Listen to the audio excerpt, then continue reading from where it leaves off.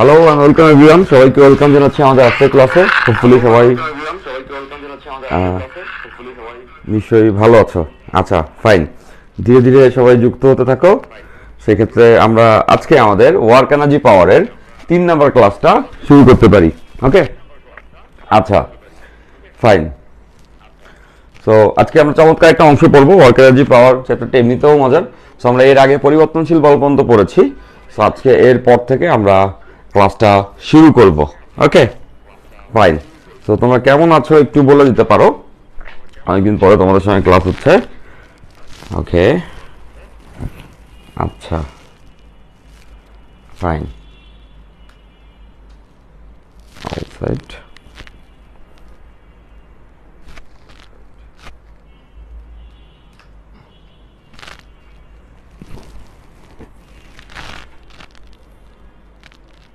ওকে,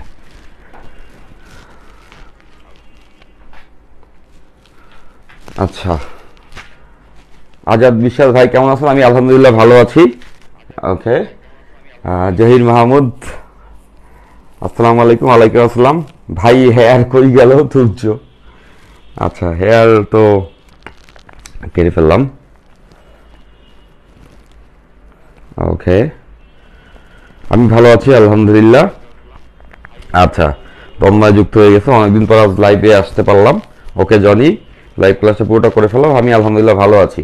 পুরনো হেয়ার কাটটা জোশ ছিল, এটা বলতে হচ্ছে তানভীর ইসলাম চৌধুরী। হ্যাঁ, এটাই আর কি সবাই বলতেছে, বাট আই থিঙ্ক এটা ভালো, এটা ঠিক হয়ে যাবে কয়দিন পরে, আবার এটাও জোশ হয়ে যাবে ইনশাল্লাহ। আচ্ছা ফাইন।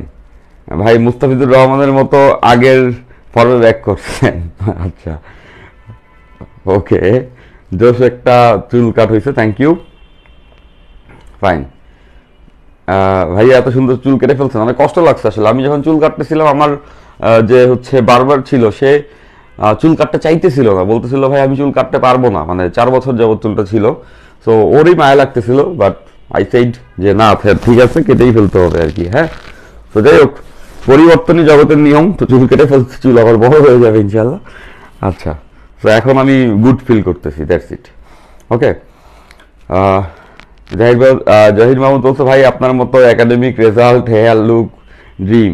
আমার থেকে বেটার কিছু করো তুমি ইনশাল্লাহ, আমার থেকে বেটার কিছু হবে। তোমার জন্য এই দোয়া থাকবে, পরিশ্রম করতে থাকতে হবে। হ্যাঁ, পরিশ্রম করলে জীবনে অনেক বড় কিছু হইতে পারবা। আচ্ছা, থ্যাংক ইউ মামান। আমি আলহামদুলিল্লাহ ভালো আছি। ওকে, হ্যাঁ ওল্ড লুকেই ব্যাক। ফাইন ভাইয়া, কিছু পরিবর্তন দেখতে পাচ্ছি। হ্যাঁ, কিছু পরিবর্তন তো হয়ে গেছে, আমি তোমাদের কমেন্টের মাধ্যমে এটাই দেখতেছি।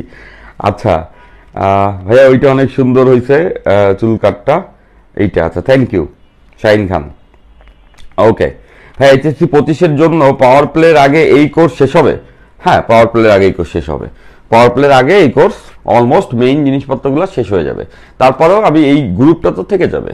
এই গ্রুপটাতে তোমরা যারা আসো, তোমাদের সঙ্গে আমার তোমাদের এইচএসসি পরীক্ষা আগে অবধি যা কিছু তোমাদের অ্যানাউন্স করা দরকার, কখনো যদি মনে হয় যে আচ্ছা ঠিক আছে এই কথাটা ওদের সঙ্গে শেয়ার করি, বা ওরা এখন প্রিপারেশন কীভাবে নিচ্ছে এইভাবে নিক, এই ধরনের হেল্প, বা তোমরা আমার ব্যাচে, মানে তোমাদের যে ব্যাচটা সেটা আমার সঙ্গে ট্রেন হচ্ছ, মানে যে কোনো ধরনের হেল্পে আমি ইনশাল্লাহ তোমাদের সঙ্গে থাকবো।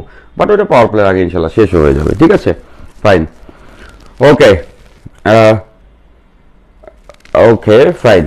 আচ্ছা, তাহলে চলো, তোমাদের একটা পরীক্ষা হয়ে গেছে, তোমরা পরীক্ষাটা সবাই দিছো, দ্বিতীয়, এবং তোমাদের সবার কাছে প্রাইস চলে গেছে। যারা ফার্স্ট সেকেন্ড থার্ড হয়েছো তাদের কাছে প্রাইস চলে গেছে। ইনশাল্লাহ পরবর্তীতে তোমাদের প্রাইসটা আর একটু চেঞ্জ করে দেওয়া হবে। আচ্ছা, এটা গেল। আর প্রথম পরীক্ষাটার পরে তোমরা অনেকেই বলতেছিলা যে কিছু কোশ্চেন নিয়ে তোমাদের প্রবলেম হইতেছিল, তো আমি আরেকটা এক্সামের ব্যবস্থা কিন্তু তোমাদের জন্য করে ফেলছিলাম, তাই না? এবং এই এক্সামটা নিয়ে হোপফুলি তোমাদের কারো কোনো প্রবলেম হবার কথা না, ঠিক আছে? আচ্ছা ওকে ভাইয়া, আপনার আম্মু বড় চুল নিয়ে কিছু বলে না? ইচ্ছা হয় ভাই, মাশাল্লাহ। হ্যাঁ, এখন বড় চুল নিয়ে অনেক কিছুই বলতো। সো আসলে কেউ আমার বড় চুল নিয়ে খুব বেশি খারাপ কিছু বলে না কখনো। সবাই আসলে আমার বড় চুলটাকে পছন্দই করতো, খারাপ লাগতো না একদম। তো যাই হোক, কাটার পরে খুব খুশি হয়েছে। আগে তেমন কিছু বলতো না, বাট কাটার পরে খুবই খুশি হয়েছে। কাটার পরে তার মুখের দিকে তাকায় আমার কাছে মনে হইতেছিল যে এ আমার কি হইলো। আমি নতুন করে অ্যারোডিনামিক্স ফিল করতে পারতেছিলাম, যে কানে বাতাস লাগতেছে, এটা আমার জন্য খুব নতুন লাগতেছিল। 4 বছর পরে ফাইনালি আমি কানে বাতাস লাগতেছিল। সো এইটা ভালো লাগতেছিল, বাট আমার নিজের দিকে তাকাইলে বিশ্বাস হচ্ছিল না যে হু এম আই।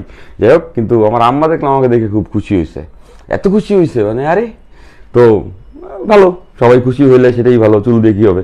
আচ্ছা ফাইন। শাহরিয়ার আনন্দ বলছো স্যার আগের ক্লাসটা করি না, এই লেকচারটা করার পরে করে নিলে হবে? হ্যাঁ, এই লেকচারটা করার পরে করে নিলে হবে, ডেফিনেটলি হবে। এই লেকচারটা করার পরে তুমি যদি করে নাও তাহলে হবে। আচ্ছা ভাই, ফিজিক্সের জন্য মেডিকেলের কিছু বলেন, আই মিন কতটুকু পড়া লাগবে?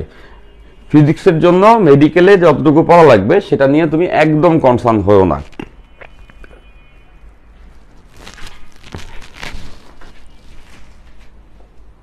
আচ্ছা ফাইন, মনে রাখবা এইটা মনে রাখতে পারো যে মেডিকেলের যে কোশ্চেন্সগুলি আসে, আচ্ছা ওকে, মেডিকেলের যে কোশ্চেন্সগুলি আসে সেইগুলোর জন্য খুব কষ্ট করতে হবে না। ফিজিক্সের জন্য কিছু জায়গা জিনিসপত্রগুলো তোমাকে দেখতে হবে, সেটা তোমরা যখন মেডিকেল কোচিং করবা তখন তোমাদেরকে ভাইয়েরা দেখাই দিবে যে এই জায়গাগুলো একটু মনে রাখতে হবে। বাট কোনো কঠিন অঙ্ক, কোনো কঠিন থিওরি, এগুলো কিছুই তোমার মেডিকেলে আসবে না। কিন্তু মেডিকেলের আগে তোমার একটা বড় পরীক্ষা যেটা হচ্ছে এইচএসসি পরীক্ষা, সেইখানে এইসব সবকিছুই আসবে। তো দ্যাটস ওয়াই এইচএসসিটা ভালো করার জন্য তোমরা পড়বা। যারা মেডিকেল ওরিয়েন্টেড তাদেরকে বলতেছি তোমাদের এইচএসসি পরীক্ষাতে ভালো করে পড়ে এইচএসসিতে যদি A+ গোল্ডেন A+ পেয়ে যাও, মেডিকেলের প্রিপারেশন নিয়ে কোনো ঘাটতি থাকবে না। ঠিক আছে, fine. Thank you Shahriar Sunny. Okay, চলে আসছো লাবিব, ভেরি গুড। আজকে একদম অন্যরকম লাগতেছে। হ্যাঁ, একটু অন্যরকম তো হয়ে গেছে ভাইয়া। বুয়েট টার্গেটের ম্যাথগুলো এখনো কিভাবে প্র্যাকটিস করব? আচ্ছা, আমার যে ক্লাসগুলো করতেছো এই ক্লাসগুলো করার মাধ্যমে বুয়েট টার্গেটেড ম্যাথগুলো প্র্যাকটিস হয়ে যাচ্ছে। পুরা যখন সব চ্যাপ্টার শেষ হবে তখন তুমি ফিলটা করতে পারবা। আমি কোথাও আসলে লবণ বেশিও না লবণ কমও দিচ্ছি না, সব জায়গায় পারফেক্টলি আমরা পড়তেছি। ঠিক আছে, তুমি জাস্ট বিশ্বাস রেখে এটা পড়ে যাও। হ্যাঁ, বিশ্বাস রেখে এটা পড়ে যাও। ডেফিনেটলি বুয়েট না, শুধুমাত্র বুয়েটের সিএসসি টার্গেটেড যদিও হয় বা একদম টপ নচ সাবজেক্ট যদি টার্গেট থাকে তোমার, সেটাও তোমার ইনশাল্লাহ হয়ে যাবে। ঠিক আছে, থ্যাংক ইউ সবাই, অনেকে আমাকে অনেক বেশি কমপ্লিমেন্টস দিচ্ছ, আমি খুব খুশি। হ্যাঁ, ওকে।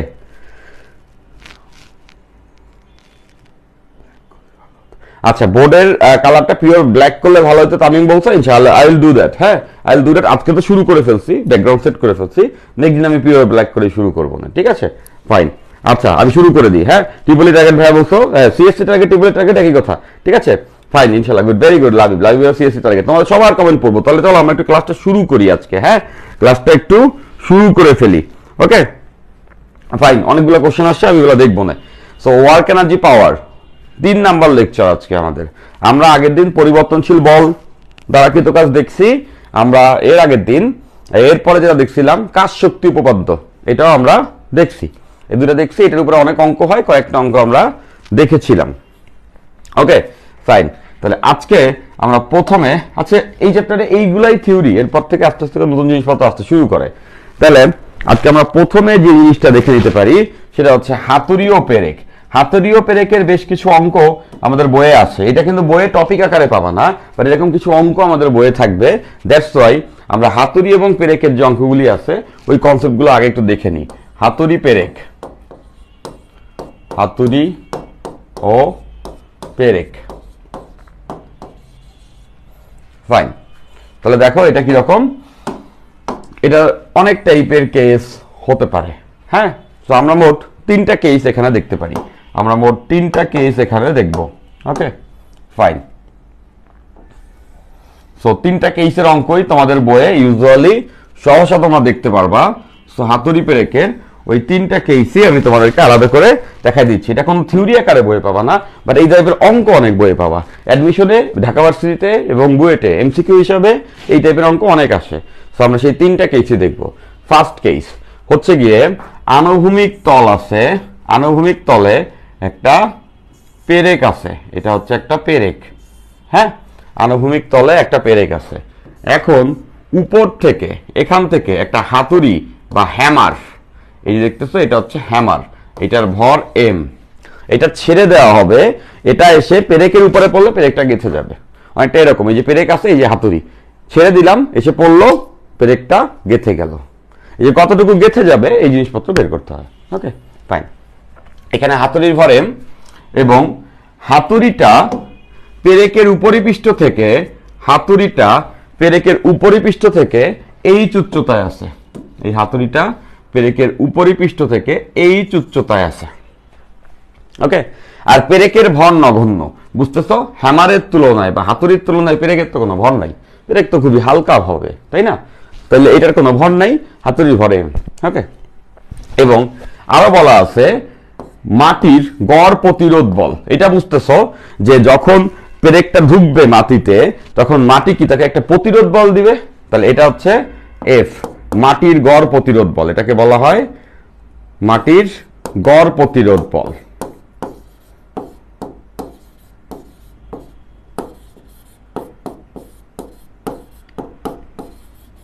মাটির গড় প্রতিরোধ বল মানে মাটির বাধা বল, এভাবেও বলে। ঠিক আছে, ফাইন। এখন দেখো এখানে সম্পর্কটা কিরকম হবে। প্রথম কথা হচ্ছে, যখন আমি হাতুড়ি ছেড়ে দিব, হাতুড়িটা এসে পেরেকের উপরে পড়বে, এরকম পড়ার পরে যেটা হবে, হাতুড়ি পেরেক একটু কিছু পরিমাণ গেঁথে যাবে, কিছু পরিমাণ ঢুকে যাবে। ফাইন, তাহলে দেখো এখানে যে এই জায়গাতে পেরেকটা লেটস সে এক্স পরিমাণ গেঁথে গেল, পেরেকটা এই জায়গাতে এক্স পরিমাণ গেঁথে গেল। দেখতে পাচ্ছ এই জায়গাটা হচ্ছে এক্স, পেরেকটা এখানে এক্স পরিমাণ গেঁথে গেল। ঠিক আছে, ফাইন। এক্স পরিমাণ যদি গেঁথে যায়, তাহলে বলো তো হাতুড়িটা মোট কতটুকু পড়ছে? এইখানে এক্স পরিমাণ গেঁথে গেছে, তার মানে কি এইটা না যে নিচে যতটুকু সে গাচ্ছে ততটুকুই তো সে নেমে আসছে, ইজন্ট ইট? খেয়াল করে দেখো, নিচে যদি এক্স ঢুকে যায় তাহলে উপর থেকে এক্স নেমে আসছে। তাহলে হাতুড়িটা মোট কতটুকু পড়েছে খেয়াল করলেই বুঝতে পারতেছ। হাতুড়িটা এইখানে ছিল, এখন এইখানে আছে। ওর সঙ্গে দেখো পেরেকের সঙ্গে হাতুড়িটা নেমে আসছে, তার মানে হাতুড়িটা মোট এতটুকু দৈর্ঘ্য পড়ছে, হাতুড়িটা মোট এতটুকু দৈর্ঘ্য পড়ছে। এটা কত এর সমান? H plus x. হাতুড়িটা মোট এইচ প্লাস এক্স দৈর্ঘ্য পড়ছে। দেখেই বুঝতেছো হাতুড়ি এতটুকু, এই যে পেরেক আছে এতটুকু তো পড়ছেই, ওর সঙ্গে হাতুড়ি আরো এক্স নেমে আসছে না, ও যেহেতু গেঁথে গেছে, তাহলে এইচ প্লাস এক্স পরিমাণ হাতুড়ি পড়ছে। তাহলে হাতুড়ি কতটুকু বিভব শক্তি হারাইলো এটা নিশ্চয়ই বুঝতেছো। হাতুড়ি M G H plus X, সে মোট কত উচ্চতা থেকে পড়েছে? H plus X. That means হাতুড়িটা মোট M G H plus X এতটুকু বিভব শক্তি হারাইছে, উপর থেকে পড়ছে, মানে এতটুকু বিভব শক্তি সে হারিয়ে ফেলেছে। এখন হাতুড়ি যে বিভব হারাইছে, ওটা দিয়ে সে কি করছে? ওটা দিয়ে সে কি তো কাজ করছে? এই যে হারানো বিভব, এটা দিয়ে সে একটা কাজ করছে। শক্তি হারায় তো কোনো একটা কাজে রূপান্তর হয়। কি কাজ করছে দেখো, মাটির বাধা বল ছিল এফ, এই বাধা বলের বিপরীতে এক্স পরিমাণ পেরেককে গেঁথে দিছে না? তাহলে বুঝতেছো মাটির বিপরীতে কতটুকু কাজ করছে? মাটির বাধা বল এক্স ইন্টু তার বিরুদ্ধে সরণ, মাটির বাধা বল এফ ইন্টু তার বিরুদ্ধে সরণ এক্স। তার মানে বুঝতেছো এই এফ এক্স পরিমাণ কাজ করছে। এই কাজটা করতে গিয়ে শক্তি কোত্থেকে আসছে? হাতুড়িটা যতটুকু উপর থেকে পড়ছে ততটুকু বিভব কমে গেছে, এই বিভবটাই কৃত কাজে যোগান দিছে। হোপফুলি সবাই এটা আমরা বুঝা ফেলছি। ডেফিনেটলি সবার এটা বুঝে ফেলা উচিত। ক্লিয়ার? তাহলে এই ক্ষেত্রে দেখো সূত্রটা এরকম হবে। আমাদের যদি হাতুড়ির ভর দেওয়া থাকে এবং কত উচ্চতা থেকে পড়ছে দেওয়া থাকে, পাশাপাশি মাটির গড় প্রতিরোধ বল দেওয়া থাকে, তাহলে আমরা বের করতে পারবো কতটুকু গেঁথে গেছে। বুঝছি সবাই? প্রথম কেস, এই কেসের অঙ্ক সব থেকে বেশি আমাদের বইয়ে, এই কেসের অঙ্ক সব থেকে বেশি। ফাইন, সবাই কি বুঝতে পারছি? ভাই ইউনিভার্সিটিতে ফিজিক্স থেকে কত মার্ক থাকে? ইউনিভার্সিটিতে বলতে তুমি বুঝাচ্ছ বুয়েটে নাকি? মানে সব জায়গায় হচ্ছে বুয়েটে হচ্ছে মোট ফিজিক্স থেকে নাম্বার থাকে, যদি তুমি রিটেনে বলো রিটেনে 40টা অঙ্ক থাকে, তার মধ্যে 13টা অঙ্ক ফিজিক্স থেকে থাকে, মানে 130 মার্ক থাকে। কেমিস্ট্রিতেও 13টা আর ম্যাথমেটিক্সে 14টা থাকে। একই হিসাবে যখন হয় এমসিকিউ হয় প্রিলিমিনারি, সেখানে হচ্ছে 33.33% করে ফিজিক্স কেমিস্ট্রি ম্যাথ। ওকে, আর ভার্সিটিতে 15 মার্ক। ক্লিয়ার? ক্লিয়ার, সবাই বুঝছি। Very good. মালিয়া বুঝতে পারছো, সুলতানা বুঝতে পারছো, বর্ষণও বলছো ক্লিয়ার ভাইয়া। আচ্ছা, এই চ্যাপ্টারের উপরে দুটো এক্সাম হবে নাকি একটা? এই চ্যাপ্টারের উপরে একটা হবে, এই চ্যাপ্টারের উপরে একটা এক্সাম হবে। ফাইভ, এটা প্রথম ছিল, সো দ্যাটস ওয়াই দুটো এক্সামই দিচ্ছি তোমাদের মতো করে স্ট্যান্ডার্ড কোশ্চেনে, বাট এটার উপরে একটা পরীক্ষা হবে। স্যার হাতুড়ি পেরেকের ম্যাথ ইসাক স্যারের বইয়ে নিউটনের মেকানিক্সে দেওয়া, এই যে রাহান কবির বলছে, হ্যাঁ দিতে পারে, বিভিন্ন জায়গাতে একটু এদিক ওদিক করতে পারে, 5% জিনিসপত্র এদিক ওদিক হতে পারে। বাট আমি তোমাদের বলছিলাম ওটা করার সময় অনেকের হয়তো মনে হয়েছে আচ্ছা নিউটনিয়ান মেকানিক্সে হাতুড়ি পেরেকের অঙ্ক আছে, যারা স্ট্রাকচার পড়ছো তাদের হয়তো বা খারাপ লাগছে, আচ্ছা এটা তো ভাই পড়াইলো না। বাট দেখছো কাজ ক্ষমতা শক্তি ঠিকই আমি তোমাদের এটা পড়াইতেছি, তাহলে তো কি তো কাজের কনসেপ্ট দিয়ে পড়তেছি, দ্যাটস এখানেই হওয়া উচিত। সো ওভারঅল দেখছো দুইটা চ্যাপ্টার পড়তেই তুমি বুঝে যাচ্ছ আচ্ছা ওখানে আমার যেটা গ্যাপ মনে হচ্ছিল, যদি কারো মনে হয়ে থাকে সেটা আবার এখান থেকে জেনে ফেলতে পারতেছো। সেভাবে করে আমি তোমাদের সবাইকে কনফিডেন্সের সঙ্গে বলতে পারি, আমাকে যদি তোমরা পড়াইতে দাও পুরা চ্যাপ্টারগুলো সব পড়ানো শেষ হয়ে গেলে তুমি দেখবা পড়ায় অনেকেই অনেক কিছু পড়ায়, ওগুলো আমি ছোট করবো না, ওরা ভালো চেষ্টা করতেছে সবাই, বা তোমাদের আমি সবকিছু পড়ায় ছাড়বো ইনশাল্লাহ। ফাইন। আচ্ছা আচ্ছা ভাইয়া কয়টা ক্লাস লাগবে এই অধ্যায় শেষ করতে? আশা আছে 6টায় শেষ হয়ে যাবে, মনে হচ্ছে 6টায় শেষ হয়ে যাবে, এত কিছু বাকি নেই চ্যাপ্টারের, খালি অঙ্ক করবো বেশ কিছু, বাট যদি দরকার পড়ে 7টা হতে পারে, বাট 7টার বেশি লাগবে না এটা তো মনে হচ্ছে ভাই। ওকে, মামুন বলছো ভাইয়া এটা কি মাইনাস ওয়ার্ক হবে না? দেখো মাইনাস বলতে কি এটা কি বিভবের পতন না? হ্যাঁ তোমার কথা ঠিক আছে, মাইনাসই হওয়া উচিত, বাট খেয়াল করে দেখো এটা কি বিভবের পতন না?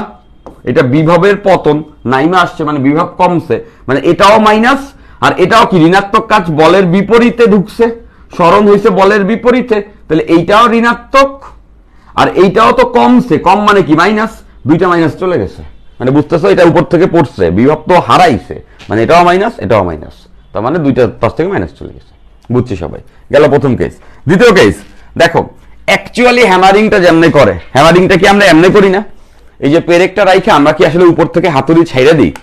এটা তো কেউ করি না, আমরা কি করি হ্যামার দিয়ে এভাবে করে বাড়ি মারি, বাড়ি মারি, হাত দিয়ে ধইরা এভাবে বাড়ি মারি, এটা বেগে এটা বাড়ি মারি আর ঢুকে যায়, তাই না? যদি এরকম কেস হয়, লেটস সে দেখো এইটা হচ্ছে গিয়ে একটা আনত তল, সরি একটা সমতল, যেখানে একটা পেরেক রাখছি, রাইখা আমরা হ্যামার দিয়ে এটাকে হিট করলাম, এম ভরের হ্যামার দিয়ে একটা হাতুড়ি দিয়ে এটা বাড়ি দিলাম, এবং কত বেগে বাড়ি দিলাম এটা বলে দিলাম, এইটাকে ভি বেগে এটাকে বাড়ি দিলাম।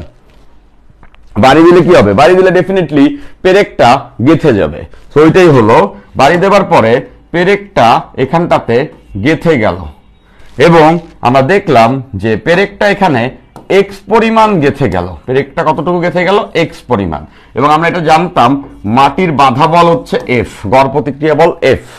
ওকে, তাহলে খেয়াল করে দেখো এখান থেকে যে বুঝতেছ এইখানে কিন্তু আমার হ্যামারটাও কিছু পরিমাণ নেমে আসছে, সেটা কত? এক্স, এটা এক্স পরিমাণ গাঁথলে এটা এক্স পরিমাণই নামছে।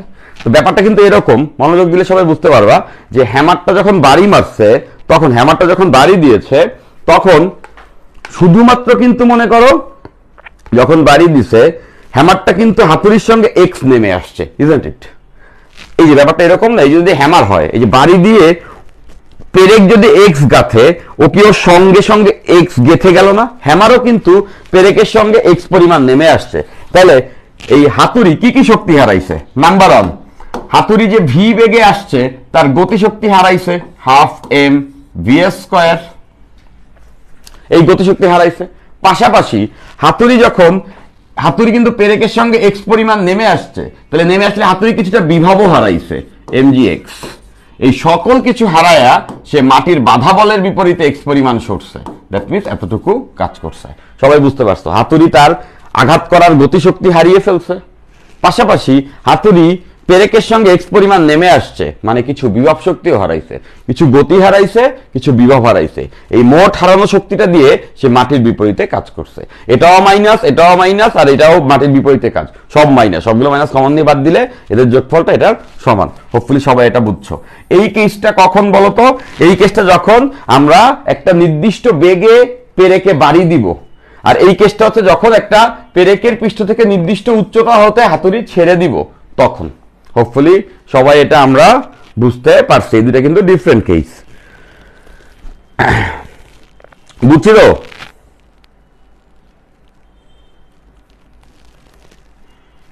ওকে, শিশির মাত্র আসছো, ভেরি গুড।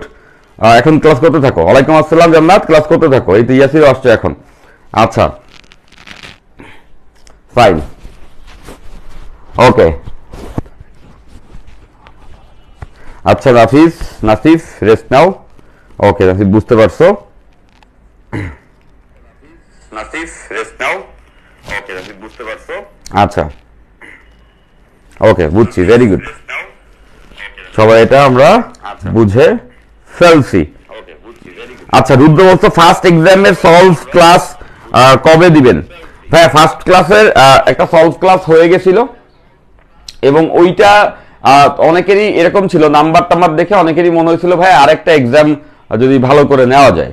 সো সেই ক্ষেত্রে প্রথম এক্সামে কেউ কেউ কিছু ডিফিকাল্টিস ফল করছিল, এটা হয় স্বাভাবিক তাই না, যে আমার কোর্সে তো তোমরা প্রথম এক্সাম দিতে গেছিলে, অনেকেরই এরকম একটা কথা ছিল যে আরেকটা সুযোগ চাই আর কি। তো প্রথম এক্সাম তো এটাই মার্সি করা যায়, বা দ্বিতীয় এক্সামে করা যায় না। প্রথম এক্সামে অনেকে সিস্টেমটা বুঝে নেয়, কেমনে কি করবে এইসব করতে পারে না। এই জন্যই আমি কিন্তু দুইটা পরীক্ষা নেই, যাতে করে কারো মনে কোনো ধরনের প্রবলেম না থাকে। এবং ফার্স্ট এক্সামে যারা এবং সেকেন্ড এক্সামে যারা আসলে ভালো করছে তাদেরকে প্রাইজ দিয়ে দিছি আমি, বাট এক্সাম প্রত্যেকটা একটা করেই হবে। সো ফার্স্ট এক্সামের প্রথমটাকে আমি আসলে হিট হিসাবেই বাদ দিয়ে দিছি, যে আচ্ছা এটা ছিল হিট আপ, যে এখানে আমরা সবাই একটু প্র্যাকটিস করছি, তারপরে প্রাইজিং করা হয়েছে। বাট দ্বিতীয়টা কিন্তু আসলে সুন্দর করে তোমাদের নেওয়া হয়েছে এবং সেখানে আমি সলভ শিটও তোমাদেরকে ডেলিভার করে দেওয়া হয়েছে। ওকে, সো এভাবে করেই আসলে আমাদের পরের এক্সামগুলো হবে, ঠিক আছে? তো ফার্স্ট এক্সামের ওই চিন্তাটা আমরা মাথায় না রাখি। আচ্ছা এবার আসো আমরা চলে যাই 3 নাম্বার কেসে। 3 নাম্বার কেসে হচ্ছে ব্যাপারটা এরকম, দেখো এই দুইটা কেসেই আমরা কিন্তু আনুভূমিক তলে পেরেক রাখছি, আনুভূমিক তলে পেরেক রেখে উপর থেকে হ্যামারিং করছি। উলম্ব দেয়ালে পেরেক করা হয় না অনেক সময়, যে আমরা দেয়ালে ঘড়ি টাঙানোর জন্য উলম্ব দেয়ালে পেরেক রাইখা এভাবে করে হ্যামারিং করি না? তো ওই কেসটা হলে কি হবে? লেটস সে এটা একটা উলম্ব দেওয়াল, হ্যাঁ, এখন এই উলম্ব দেয়ালে আমরা একটা পেরেক রেখে দিলাম। এই যে হচ্ছে পেরেকটা, উলম্ব দেওয়ালে একটা পেরেক রাখছি, উলম্ব দেওয়ালে পেরেক রেখা এইটাকে আমরা হ্যামারিং করব। ওকে, আচ্ছা তাহলে দেখো এই যে হচ্ছে হ্যামার, এটা হচ্ছে হ্যামার, এম ভরের হ্যামার, এইটা হচ্ছে গিয়ে আমরা এইটার উপরে ভি বেগে আঘাত করলাম, ভি বেগে হ্যামার দিয়ে এটাকে হিট করলাম। তাহলে ব্যাপারটা আসলে কি হবে? ব্যাপারটা হবে পেরেকটা কিছু পরিমাণ গেথে যাবে, পেরেকটা কিছু পরিমাণ গেথে যাবে। লেটস সে এইখানটাতে পেরেকটা এক্স পরিমাণ গেথে গেল। ওকে, তাহলে দেখো এখানে কেস কিন্তু আরো সিম্পল, এখানে কোনো বিভবের পতন হয়েছে হয় নাই। দেখো এমন তো না হাতুড়িটা নিচে পড়ছে, হাতুড়িটা পাশাপাশি গিয়ে আঘাত করছে, নিচে নামলে বিভব কমে, বাট পাশাপাশি গেলে তো বিভব কমে না। তার মানে এখানে শুধুমাত্র গতিশক্তিটাই কাজ করছে। তবে আমরা বুঝতে পারতেছি এখানে এই দেয়ালের তো একটা বাধা বল আছে, তার মানে বুঝতেছো যে এখানে যে গতিশক্তিটা আছে, এখানে যে গতিশক্তিটা আছে, গতিশক্তিটা সেটা হচ্ছে হাফ এম ভি স্কোয়ার। এই হাফ এম ভি স্কোয়ার গতিশক্তিটাই আসলে বাধা বলের বিপরীতে এক্স পরিমাণ সরণ ঘটাইছে, that means F x.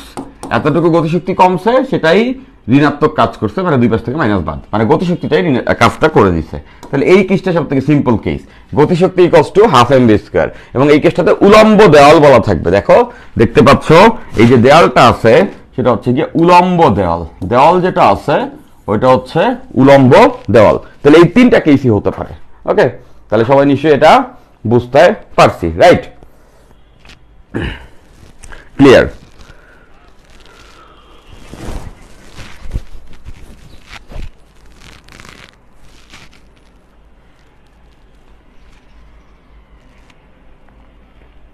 Exactly, MD বাদ যাবে। বিঙ্কল বুঝতে পারছো? ভাইয়া আমি জয়েন করেছি 3 দিন আগে, আর ভাইয়া আমি প্রথম এক্সাম দিতে পারিনি, কিন্তু এখন আমার রেজিস্ট্রেশন নাম্বার সঠিকভাবে দেওয়ার পরও কোর্স নট ফাউন্ড দেখাচ্ছে। এইটা তো হওয়ার কথা না।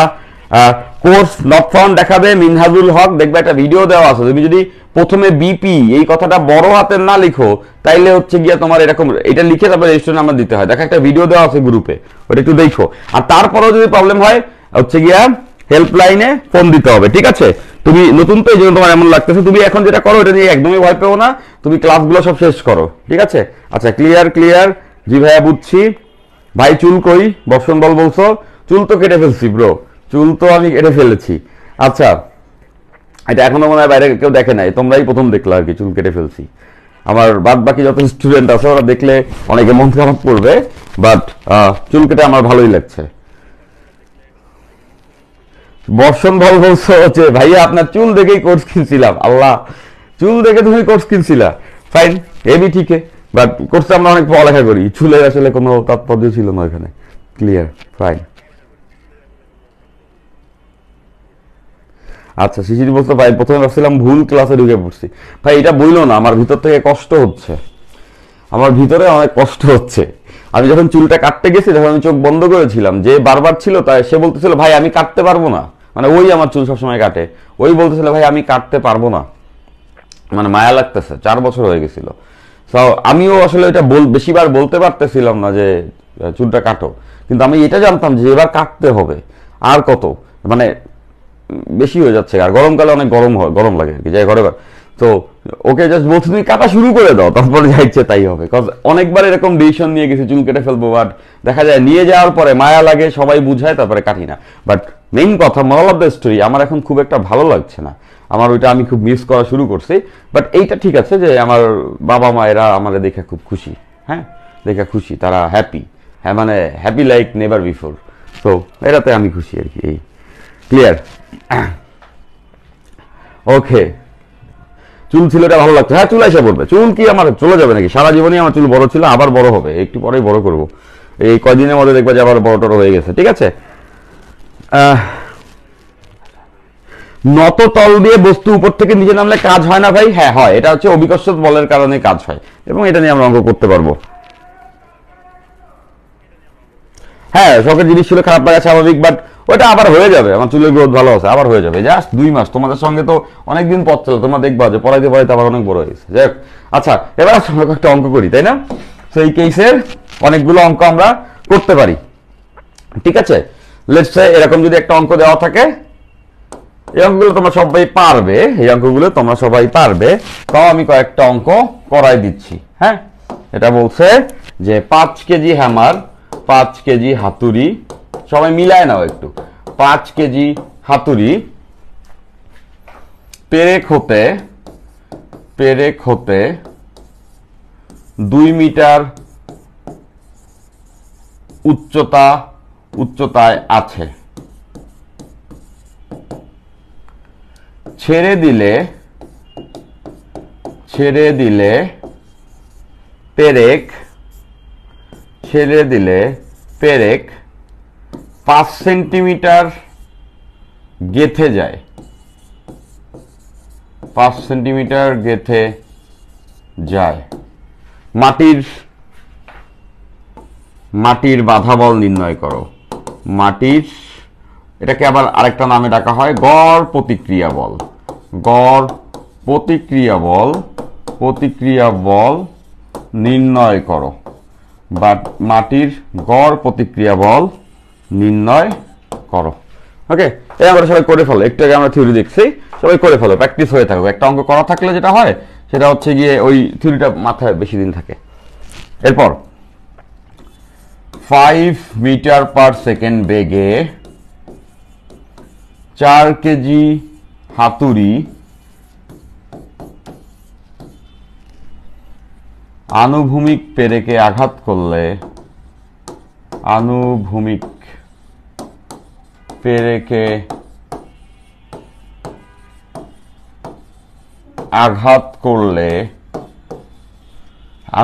পেরেকে আঘাত করলে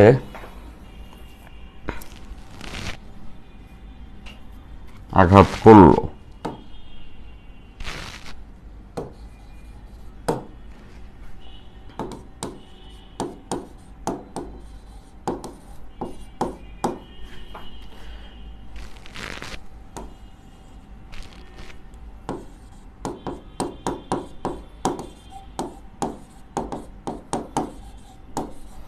মাটির বাধা বল 5000 নিউটন হলে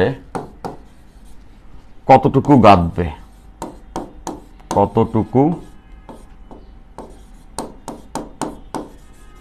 গেথে যাবে? ফাইন। সো এই দুটা কোশ্চেন আমরা এখন সলভ করবো আর কি। হ্যাঁ, তো সবাই এটা পারবো, আই থিঙ্ক সবাই এটা পারবো। তাহলে দেখো আমি প্রথমটা সলভ করে দিচ্ছি। প্রথমটা কোন কেস? প্রথমটা আমরা বুঝতে পারতেছি, প্রথমটা হচ্ছে এই কেস, এটা এতটুকু উপর থেকে পড়ছে, কতটুকু গেথে গেছে বলে দিচ্ছে, মাটির গড় বাধা বল লাগবে। এই কেসটা হচ্ছে mg h + x = fx।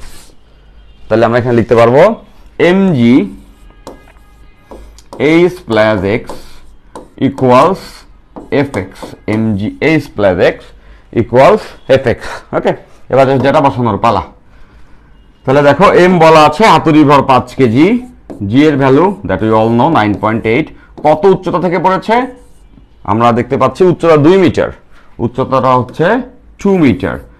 আর হচ্ছে কতটুকু গেথে গেছে এটা বলে দিছে 5 সেন্টিমিটার গেথে গেছে, মানে এক্স এর ভ্যালু 5 সেন্টিমিটার, দ্যাটস ওয়াই 0.05 মিটারে নিলাম, 100 দ্বারা ভাগ করছি। এফটাই বের করতে হবে, এক্স এর ভ্যালু 0.05। এই সমীকরণে একটাই আননোন আছে, এই সমীকরণে একটাই আননোন এফ। এটাকে সলভ দিলে মাটির গড় বাধা বল কত সেটা আমরা বের করে ফেলতে পারবো। এটাকে সলভ করলে মাটির গড় বাধা বল কত সেটা আমরা বের করে নিতে পারবো। কই ক্যালকুলেটর কোথায়, একটা সেকেন্ড।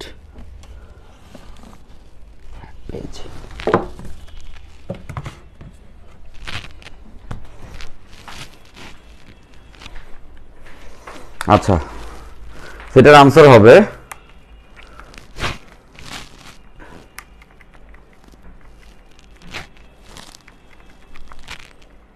আচ্ছা, এটা করলে মাটির গড় বাধা বল হচ্ছে গিয়ে 2009 নিউটন, এইটা আসছে গেল, এটা একটা। এরপর এইটা কোন কেস এটা বুঝতে পারতেছে সবাই।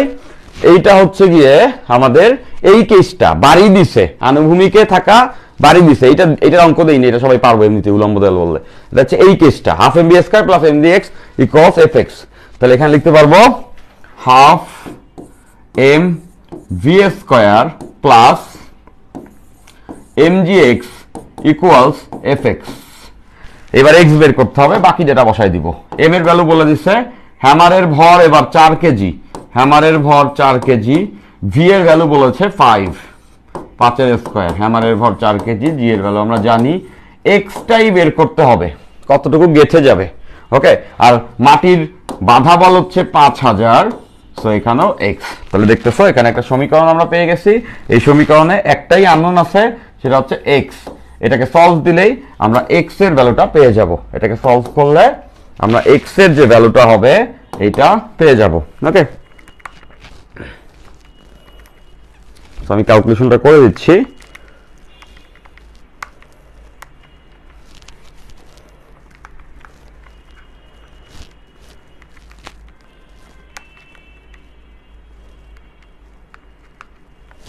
আচ্ছা, এটা করলে আনসার আসবে 0.01 মিটার, 0.01 মিটার, মানে বেসিক্যালি 1 সেন্টিমিটার। যাই হোক, এটা আমাদের আনসার। ক্লিয়ার? হোপফুলি সবাই এই টাইপের অঙ্ক আসলে, হাতুড়ি পেরেকের অঙ্ক আসলে you guys must be excited যে জাস্ট অঙ্ক বসাবা, তাই না? সবগুলা কেস আমাদের মাথায় সবার স্টোরড হয়ে গেছে।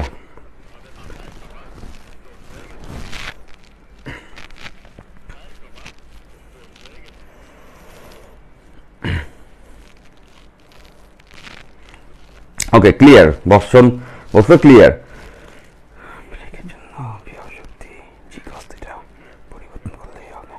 আচ্ছা, সাদি বলছে আনত তলে প্রেকের জন্য, আনত তলে প্রেকের জন্য বিভব শক্তি জি কস থিটা পরিবর্তন করলেই হবে।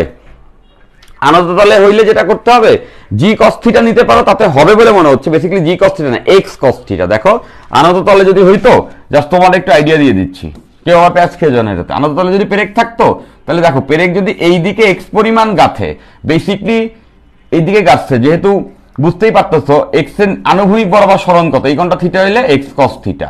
তার মানে হচ্ছে ওই যে এখানে আমরা এই এইচ প্লাস এক্স বা যে সরণটা হইতো, সরণ ইন্টু কস থিটা লিখতাম। তো তুমি যদি আবার জি কস থিটা লিখো, একই কথা। দেখো M G cos theta into সরণ, মানে ওই কস থিটা তো সরণের পরে যে যুক্ত হচ্ছে বা গুণ হচ্ছে, একই কথা হইতো। বাট আনত তলে ওই অঙ্ক কখনো আসবে না। আর হচ্ছে গিয়া আনত তলে যদি হয়, সেক্ষেত্রে ওই যে সরণের লম্ব অপাংশটা আমরা নিব, দ্যাটস ইট। আচ্ছা, শুভ শর্মা বলছো ভাইয়া আপনার চুল কই গেল? প্রথমে ভাবছিলাম কার ক্লাসে আসলাম, যদিও লেটে আসছি ক্লাসে। আচ্ছা, আমার চুল আমি কেটে ফেলছি, এখন চুল আমার এরকম, আমি আবার আগের মতো হয়ে গেছি, এবং চুল আবার বড় হইলে আমি আবার চুল বড়র মতো হয়ে যাব। আচ্ছা, ফাইন, ওকে। জি ভাইয়া, বুঝতে পারছি, দুইটা মাটি, ভেরি গুড। আচ্ছা, এক আনসারটা ভুল লাগতেছে না? না, শত শত মানুষের একই আসছে। ভুল হয়েছে কি, আমি তো ক্যালকুলেশন করলাম, যেহেতু বলতেছো তো আমি আরেকবার ক্যালকুলেশনটা তো চেক করে দেখতে পারি, তাই না? আরেকবার ক্যালকুলেশনটা চেক করা যেতে পারে, আমি সেটা করে দিচ্ছি। হ্যাঁ,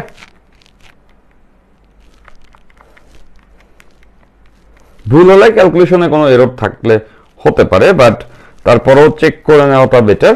না, এটাই আনসার আসছে। হ্যাঁ, ওকে, ফাইন। না ভাইয়া ঠিক আছে, শাকিল বলছে ভুল হয়েছে। কেমনে ভুল হয়েছে? এটা তো একটা ক্যালকুলেশন, ডেটা বসাইছি, এখন আমি তো আরেকবার বসায় দেখলাম, তো এইটাই তো আসলো। ওকে, ফাইন। আর ভুল হলেও কিছু যায় আসে না, যে তুমি তো এটা ক্যালকুলেশন করে ঠিক করতেই পারবা। এটা কিন্তু পড়ানোর উদ্দেশ্য না, উদ্দেশ্য হচ্ছে কনসেপ্টটা বোঝানো। তারপর আমি দুবার ক্যালকুলেশন করে দেখলাম এরকম আসছে, এরপরে একবার করে দেখতে পারো তোমরা। ফাইন, গেল এটা। তো হাতুড়ি পেরেকের কনসেপ্ট আমরা বুঝে ফেলছি। হাতুড়ি পেরেকে কি কি ঘটনা ঘটতে পারে সেটা আমরা বুঝে ফেলেছি। ওকে, আচ্ছা, এবার আসো, এবার আমরা একটা সম্পর্ক শিখি। হ্যাঁ, এবার আমরা একটা সম্পর্ক শিখি। সম্পর্কটা হচ্ছে গিয়া কাজ এবং ভরবেগের মাঝে সম্পর্ক। কাজ এবং ভরবেগের মাঝে সম্পর্ক। কাজ এবং ভরবেগের মাঝে সম্পর্ক। কাজ এবং ভরবেগ এর মাঝে সম্পর্ক। কাজ এবং ভরবেগের মাঝে একটা সম্পর্ক আছে, ওই সম্পর্কটা আমরা একটু দেখে নিই। হ্যাঁ, এখান থেকে ক্ষুদ্র ক্ষুদ্র কিছু এমসিকিউ টাইপের ম্যাথ তৈরি হতে পারে। ওকে, ফাইন। সো কাজ হচ্ছে ডাব্লিউ আর ভরবেগ হচ্ছে, কাজ ইকুয়ালস টু আমরা জানি বল ইনটু সরণ, তাই না? যে যাই হোক, আমরা জানি, দেখো যে ভরবেগ ইকুয়ালস আমরা জানি আছে পি। পি ইকুয়ালস টু হচ্ছে গিয়া M into V. P equals to M V, এটা আমরা জানি। এবার আসো, আমরা কাজ শক্তি উপপাদ্য আগের দিন শিখছি। কাজ শক্তি উপপাদ্য আগের দিন শিখছি। কাজ শক্তি উপপাদ্যতে আমরা এটা শিখেছি আগের দিন, লাস্ট টপিক এটা ছিল কাজ শক্তি উপপাদ্য।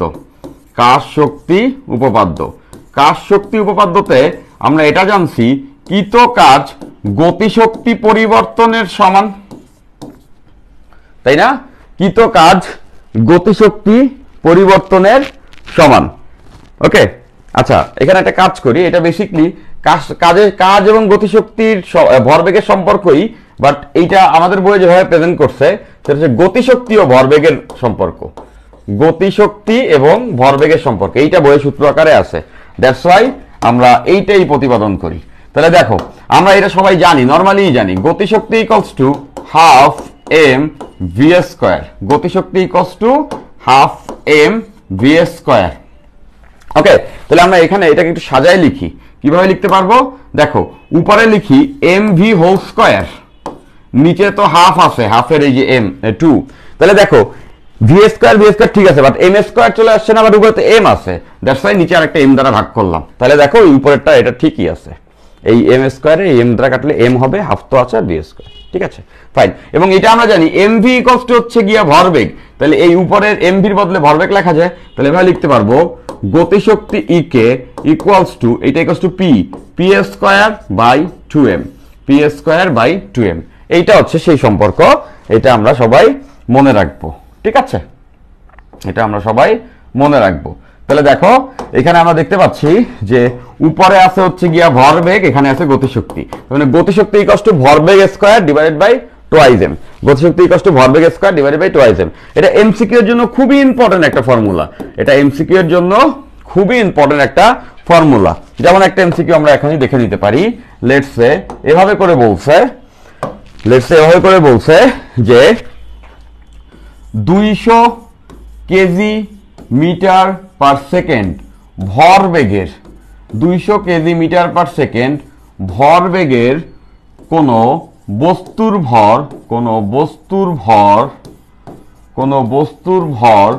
10 কেজি হলে, কোনো বস্তুর ভর 10 কেজি হলে 200 KG per metre second, KG metre per second ভরবেগের কোনো বস্তুর ভর 10 কেজি হলে এর গতিশক্তি নির্ণয় করো। এর গতিশক্তি নির্ণয় করো। গতিশক্তি নির্ণয় করো। ওকে, ফাইন। তাহলে দেখো, এই সূত্র দিয়ে ডিরেক্টলি হয়ে যাবে, তাই না? আমরা অলরেডি দেখেছি যে E K equals to P square divided by twice M.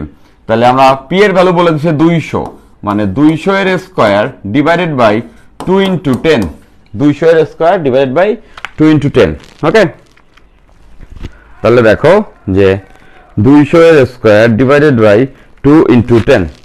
আচ্ছা, এটা করলে এটার आंसर আসবে হচ্ছে 2000 জুল। তাহলে আমরা গতিশক্তিটা বের করে ফেলতে পেরেছি। এই সবাই পারবো আমরা, এটা পারবো না কেউ নাই। জাস্ট এই সম্পর্ক এবং হচ্ছে এই সম্পর্ক ইউজ করে আমরা এর শক্তি কত হবে এইটাও বের করে ফেলতে পারলাম।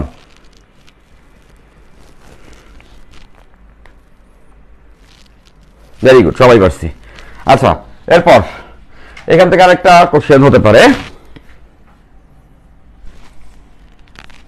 ওকে, আমরা এখানে দুইটা গ্রাফের কোশ্চেন দেখি। চলো আমরা দুইটা গ্রাফ দেখব। প্রথম গ্রাফটা হচ্ছে গিয়ে গতিশক্তি ও ভরবেগের গ্রাফ। এই গ্রাফটা কেমন হবে এটা দেখব। পরেরটা হচ্ছে গিয়ে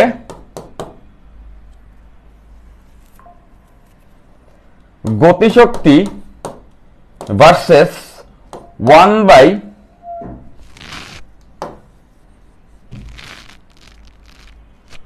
পরেরটা হচ্ছে root over kinetic energy versus 1 by P এর গ্রাফ। হ্যাঁ, এই দুইটা গ্রাফ আমরা একটু দেখি। আমরা এইটা বানাবো এইটার গ্রাফ এবং ওইটা বানাবো ওইটার গ্রাফটা একটু দেখি। ওকে, ফাইন। তাহলে গ্রাফের ক্ষেত্রে যেভাবে করে হয় আর কি, প্রথমে আমরা এক্স অক্ষ ওয়াই অক্ষ টেনে ফেলি।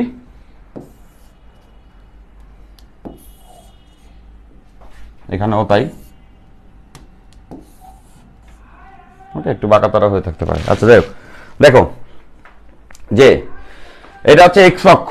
এক্স অক্ষে আমরা নিলাম হচ্ছে গিয়ে লেটস সে ভরবেগ, আর এটা হচ্ছে ওয়াই অক্ষ। ওয়াই অক্ষে নিলাম গতিশক্তি।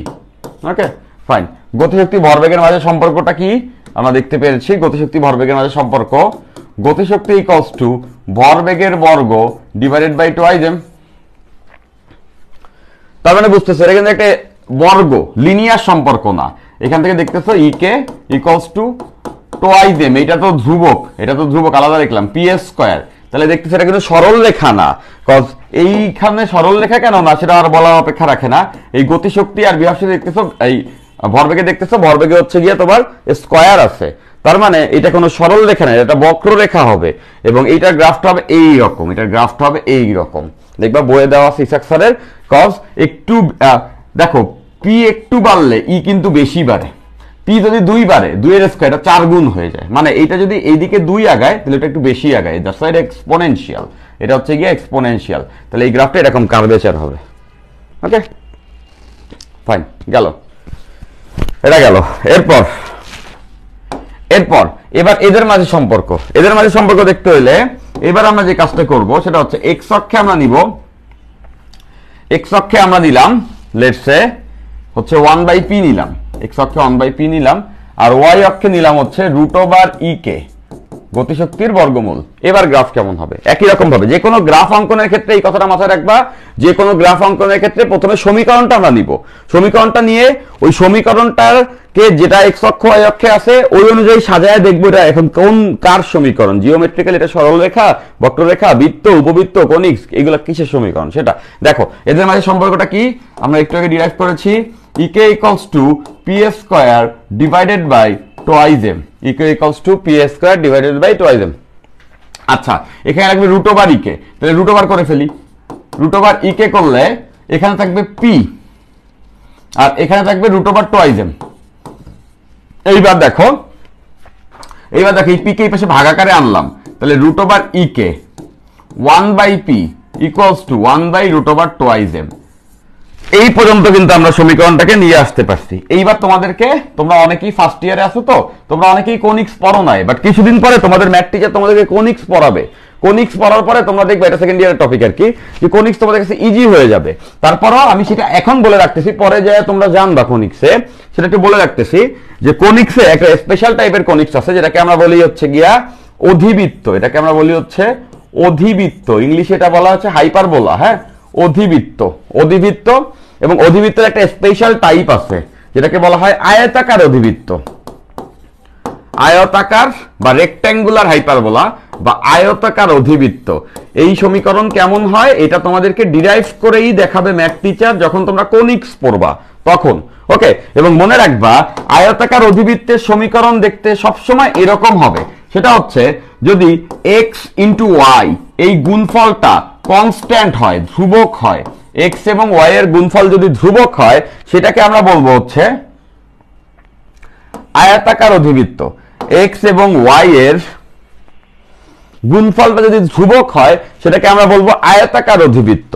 ঠিক আছে, x এবং y এর গুণফল যদি একটা সংখ্যা হয় যেটা ধ্রুবক বা কনস্ট্যান্ট কিছু হয় সেটা হচ্ছে আয়তাকার অধিবৃত্ত। এবং এটা দেখতে কি রকম মনে রাখবা, আয়তাকার অধিবৃত্ত, এটা x এটা y, এই গ্রাফটা দেখতে সবসময় এরকম হয়, এই যে এইরকম চাঁদের মতো একটা বাঁকা চাঁদ এরকম, হ্যাঁ এরকম হয়। হ্যাঁ, বেসিক্যালি এটা দুইটা পার্ট থাকে, এইটার দুইটা পার্ট থাকে, এরকম করে অধিবৃত্তের দুইটা পার্ট থাকে, ওই পাশে থাকলে এই পাশেও থাকে, ওই পাশে থাকলে এই পাশেও থাকে, এরকম এই পাশে যেটা এই পাশে সেটা, এরকম একটা অক্ষ দ্বারা ভাগ করা, দুইটা চাঁদ, এই পাশে একটা ওই পাশে একটা, মিরর রিফ্লেকশন।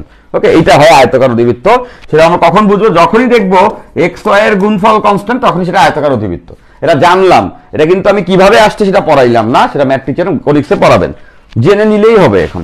ঠিক আছে ফাইন, এখন খেয়াল করে দেখো তো, এইটা না আমাদের x 1/p, এইটা আমাদের x, আর রুট ওভার ই কে এইটা আমাদের y, আর এই জিনিসটা কি কনস্ট্যান্ট না, ভর তো ধ্রুবক, মানে x y ইকুয়ালস টু কি কনস্ট্যান্ট আসলো না?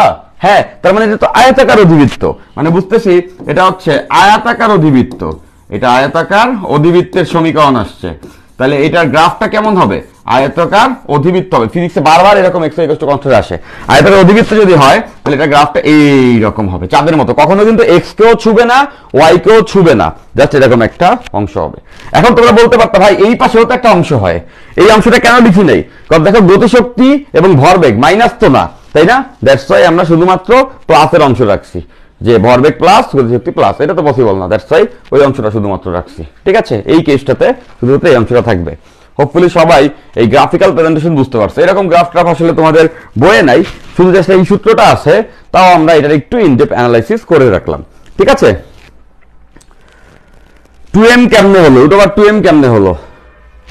আরে √2m কেমনে হলো মানে এই যে এই সূত্রটা আমরা প্রমাণ করলাম না, বর্গমূল করলে উপরে p, এখানে আসলো √k ই কে, আর এখানে √2m ছিল এই সূত্রে, তো প্রমাণ করেই দেখাইলাম না। ভাই এই কোর্স করলে অ্যাডমিশনের ম্যাথ সলভ করতে পারবো কি? হ্যাঁ পারবা, অবশ্যই পারবা। অ্যাডমিশনের ম্যাথ বলে কোনো স্পেশাল ম্যাথ নেই, কোশ্চেন ব্যাংকের অঙ্কগুলাই তো যেগুলো বুয়েটে আসছে বা ডিউতে আসছে, ওইসব টাইপের অঙ্ক আমি তো মনে করি পানি ভাত হয়ে যাবে, এবং আমিও তোমাদের বেশ কিছু হেল্প করব। ঠিক আছে, সো মেইন হচ্ছে এই কোর্সটাই করতে হবে। আসলে একটা কথা কি, আমি নিজের কথা নিজে আসলে বলতে চাই না, যে সকল কোর্স তোমরা বাজারে করো ওই সকল কোর্সের না কোনো ভ্যালু নাই। দুই একটা কোর্সের আছে, আমি নাম উল্লেখ না করি, বাট দুই একটা কোর্স আছে যারা ভালো পড়ায়, আর বাদ বাকি কোর্সের নামে হুদাই, আমি একদম ফ্র্যাঙ্কলি বললাম হুদাই। আমি যদি তোমার সঙ্গে একদম ভাই ব্রাদার হিসেবে আলোচনা করতাম, যে এখন তো আমি একটা ফর্মাল জেস্টারে আসছি তোমাদের সাথে, তাই না? দ্যাটস আমি অনেক কিছু বলতে পারবো না, বাট হয়তো বা তোমার সঙ্গে অনটোনে দেখা হইলে আমি এমনিই বলতাম যে হুদাই কোর্স করে, কি পড়ায় না পড়ায়, পোলাপান দেখে মাইতেও থাকে, তাই না? সো আছে এবি ঠিক, আমি বিনয়ী থাকলাম। ঠিক আছে, বাট কথা হচ্ছে যে ওইসব কিছু না, তুমি এভাবে করে পড়তে পারো। আমি যখন স্টুডেন্ট ছিলাম আমি যেটা বুঝি, আমি যেটা মানি, ওইটাই যে দুনিয়ার শেষ সেটা আমি বলতে চাই না, বাট আমার কাছে মনে হয় এই বর্তমান পয়েন্টে ফিজিক্স পড়ানো যদি একটা কনসার্ন হয়, সেক্ষেত্রে যত যারা আসলে ফিজিক্স পড়াচ্ছেন বা যে কালচারটা দিয়ে ওভার দ্য ইয়ার বুয়েটে পোলাপান চান্স পেয়ে আসছে, যেভাবে করে প্রিপারেশন নিতে হইতো, যেটা আসলে স্কোর নলেজ, সেই জায়গাগুলোতে বেসিকলি খুব কম মানুষজন কাজ করতেছে, একটা হাইপ টাইপের উপর দিয়ে সবাই চলতেছে।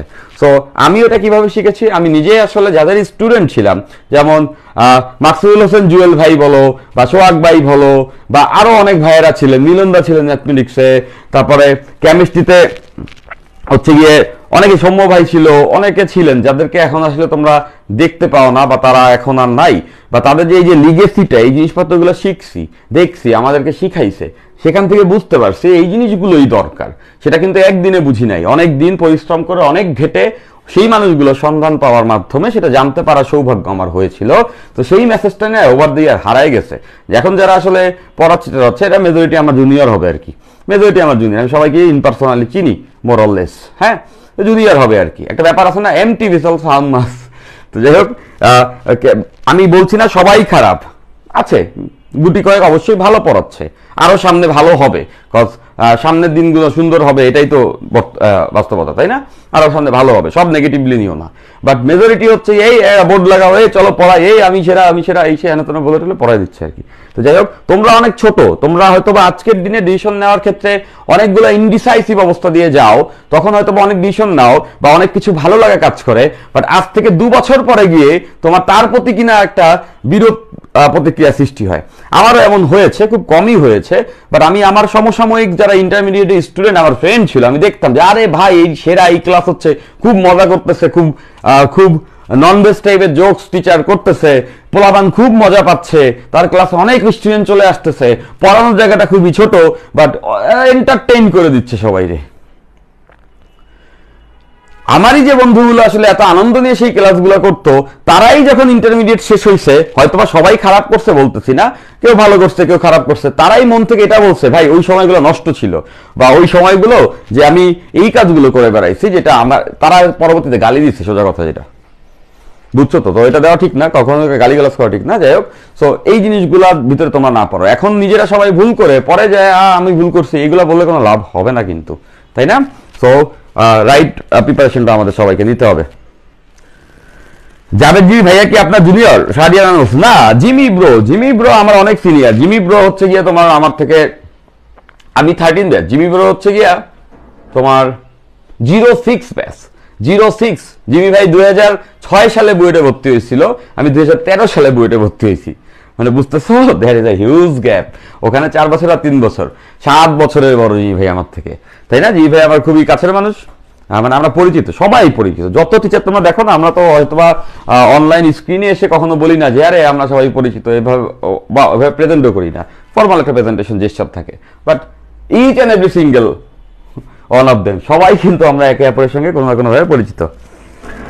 কেমিস্ট্রি কার কাছে বললে ভালো হবে? বাকিবুল্লাহ বলছে কেমিস্ট্রি আমি একজনের কাছেই পড়ে আমার সবচেয়ে ভালোটা হয়েছে, সেটা হচ্ছে আমি নর্থডাউন কলেজের একজন স্যার ছিলেন, বিপ্লব কুমার স্যার, বিপ্লব স্যারের কাছে আমি পড়ছি। আমি শুধুমাত্র কেমিস্ট্রি যতটুকু পড়ার স্যারের কাছেই পড়ছি, আর কারো কাছে তেমন কেমিস্ট্রি নাই। ওই আর অ্যাডমিশনের সময় কিছু প্র্যাকটিস করছি, সম্মতার কিছু ক্লাস করছিলাম, এরকম আরো 2-1 ভাই ক্লাস করছিলাম, বাট আমার গুছায় কেমিস্ট্রিটা আমাকে পড়িয়েছিলেন বিপ্লব স্যার। হ্যাঁ, সো কেমিস্ট্রি মার্কেটে অনেক টিচাররাই পড়ান, but first I don't love chemistry, আমার কেমিস্ট্রি ভালো লাগে না, সত্যি কথা যেটা। তো যাই হোক, অবশ্যই এই সাবজেক্টটা ভালো, যখন ইন্টারমিডিয়েটে পড়ছি তখন ভালো লাগতো, কত এটা নাম্বার পেয়ে যেতাম, আরে দুমায় নাম্বার উঠাইতাম কেমিস্ট্রিতে। যাই হোক, তবে কেমিস্ট্রি আমার পার্সোনালি খুবই যে ভালো লাগে এরকম কিছু না, ফিজিক্স ম্যাথ পড়তাম, একটু এক্সট্রা ইন্টারেস্ট পাই। সো কেমিস্ট্রি বাজারে অনেকে ভালো পড়ায়, সৈকত ভাই যথেষ্ট ভালো পড়ায়, ওভার দেওয়া সৈকত ভাই ব্যাপক জনপ্রিয় ছিল উদ্ভাসের পাশাপাশি, এখনো জনপ্রিয়। সৈকত ভাই খুব গুছিয়ে কেমিস্ট্রি পড়ায়, তোমরা সৈকত ভাইয়ের কাছে পড়তে পারো। হ্যাঁ, আচ্ছা ফাইন। ম্যাথ কার কাছে পড়বো? ম্যাথ অনেকেই ভালো পড়ায়, বাট আমার কাছে মনে হয় ম্যাথ আগের যুগে যেরকম পড়াইতো না ওরকম পাওয়া একটু কঠিন আর কি। যাই হোক, আমার কাছে মনে হয়েছে ম্যাথের ক্ষেত্রে হচ্ছে অভি ভালো পড়ায়, অভিজাত তুষার, ও ভালো পড়ায়। এবং রিসেন্টলি তোমরা দেখে থাকছো যে আমাদের সঙ্গে একজন টিচার যুক্ত হয়েছেন, সুব্রত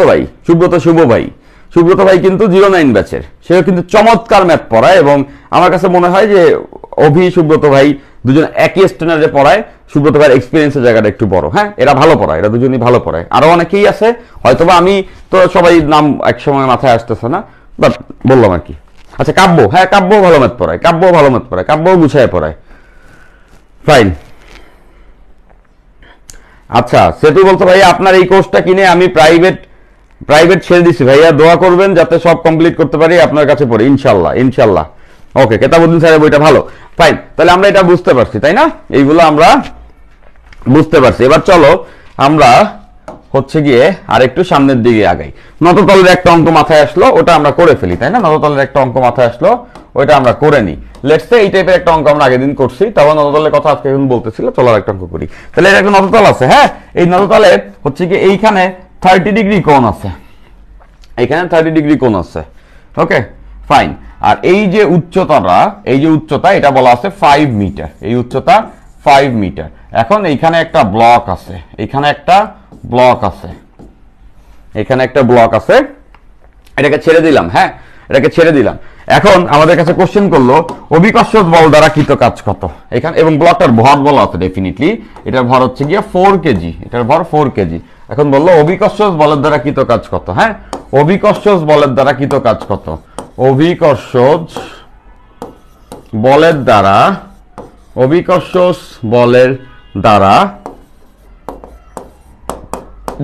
কৃত কাজ কত, অভিকর্ষজ বলের দ্বারা কৃত কাজ কত, এটা হচ্ছে একটা কোশ্চেন। এখন র্যান্ডমলি কতগুলো অঙ্ক করব। হ্যাঁ, এই চ্যাপ্টার থিওরি কম আছে, জাস্ট র্যান্ডমলি এখন কতগুলো অঙ্ক করব। অভিকর্ষজ বলের দ্বারা কৃত কাজ কত, ফাইন। দেখো ব্যাপারটা দেখো, অভিকর্ষজ বল কোন দিকে কাজ করবে। প্রথম কথা, অভিকর্ষজ বল কোন দিকে কাজ করবে। দেখো অভিকর্ষজ বল কাজ করবে কিন্তু এই দিকে, খেয়াল করে দেখো, অভিকর্ষজ বল কাজ করতেছে এই দিকে, এই দিকে কাজ করতেছে অভিকর্ষজ বল, এবং সেই বলটা হচ্ছে এমজি, এমজি পরিমাণ অভিকর্ষজ বল নিচের দিকে কাজ করতেছে। ওকে, আর বস্তুর সরণ কোন দিকে, বস্তুর সরণ কিন্তু এই দিকে, বস্তুর সরণ এই দিকে, দেখতেছে এটা হচ্ছে বস্তুর সরণ। ওকে, তাহলে খেয়াল করে দেখো, বল হচ্ছে নিচের দিকে, বল হচ্ছে নিচের দিকে, আর সরণ হচ্ছে তল বরাবর এই দিকে, সরণ হচ্ছে তল বরাবর এই দিকে। তাহলে বল এবং সরণের মাঝের কোণ কত, এইটা, বল এবং সরণের মাঝের কোণ কত, এইটা, যেটাকে আমরা থিটা বলি। এবং এই থিটা কত, এটা তো 90, আর এটা যদি 30 হয় তাহলে এটা হবে 60, এটা সবাই বুঝতেছি, 3 কোণের যোগফল হচ্ছে 180। ফাইন, তাহলে আমরা জানি অভিকর্ষজ বল হচ্ছে নিচের দিকে, সরণ হচ্ছে এইদিকে, বস্তু তো এখান থেকে এইদিকে আসতেছে, তাই না, বস্তু এখান থেকে পড়তেছে। তাহলে কি তো কাজ, W ইকুয়ালস টু বল সরণের ডট গুণফল, বল এবং সরণের ডট গুণফলটাকে আমরা বলি কৃত কাজ। ওকে, ফাইন। তাহলে দেখো এখান থেকে লিখতে পারবো Fs cos theta, Fs cos theta, F এর ভ্যালু mg সাথে s, আর সঙ্গে হচ্ছে থিটা, থিটার ভ্যালু 60 আমরা পেয়ে গেছি। দেখো F নিচে, সরণ এদিকে, এদের মাঝের কোণ 60। ওকে, ফাইন। এসটা বের করতে হবে। এস কিভাবে বের করবো, খেয়াল করে দেখো, এই ত্রিভুজের এস তো বের করা যাবে, এই কোণ তো 30, তাই না, এই কোণ যদি 30 হয় তাহলে আমরা এটা লিখতে পারবো না sin 30। দেখো sin 30 ইকুয়ালস টু কত, লম্ব বাই অতিভুজ। দেখো এটা যদি 30 হয়, লম্ব হচ্ছে 5 আর অতিভুজ হচ্ছে s, অতিভুজটাই s, দ্যাট মিন্স লম্ব 5, অতিভুজ s, এখান থেকে s বের হবে। s equals to 5 divided by sin 30, s equals to 5 divided by sin 30, s equals to 5 divided by sin 30। তাহলে এবার ডেটা বসাবো। দেখো m এর ভ্যালু আমাদের বলা আছে 4 কেজি, g এর ভ্যালু আমরা সবাই জানি 9.8, s এর ভ্যালু 5 ডিভাইডেড বাই sin 30, একটু আগে আমরা বের করছি, আর সঙ্গে হচ্ছে গিয়ে cos 60। এখানে যদি আমরা ক্যালকুলেশন লাগাই তাহলে आंसर মিলে যাবে।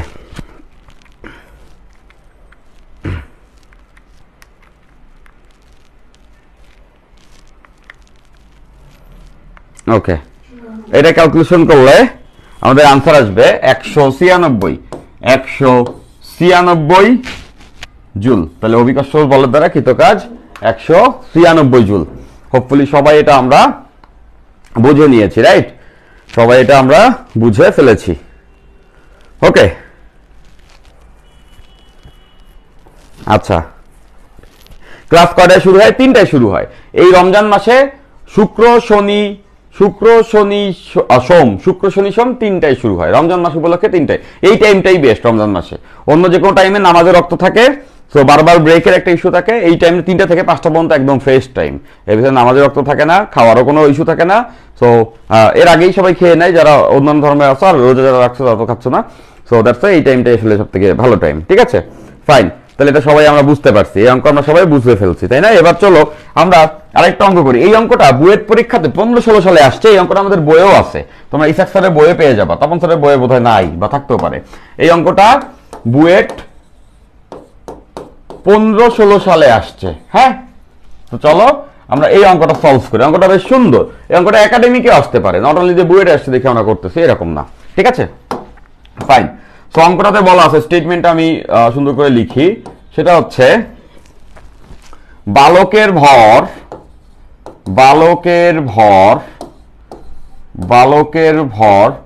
লোকের ভরের অর্ধেক।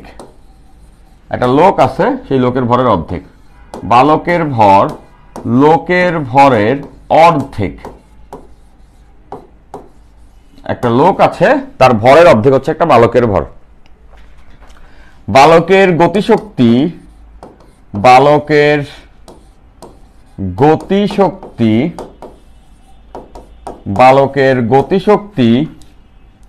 লোকের গতিশক্তির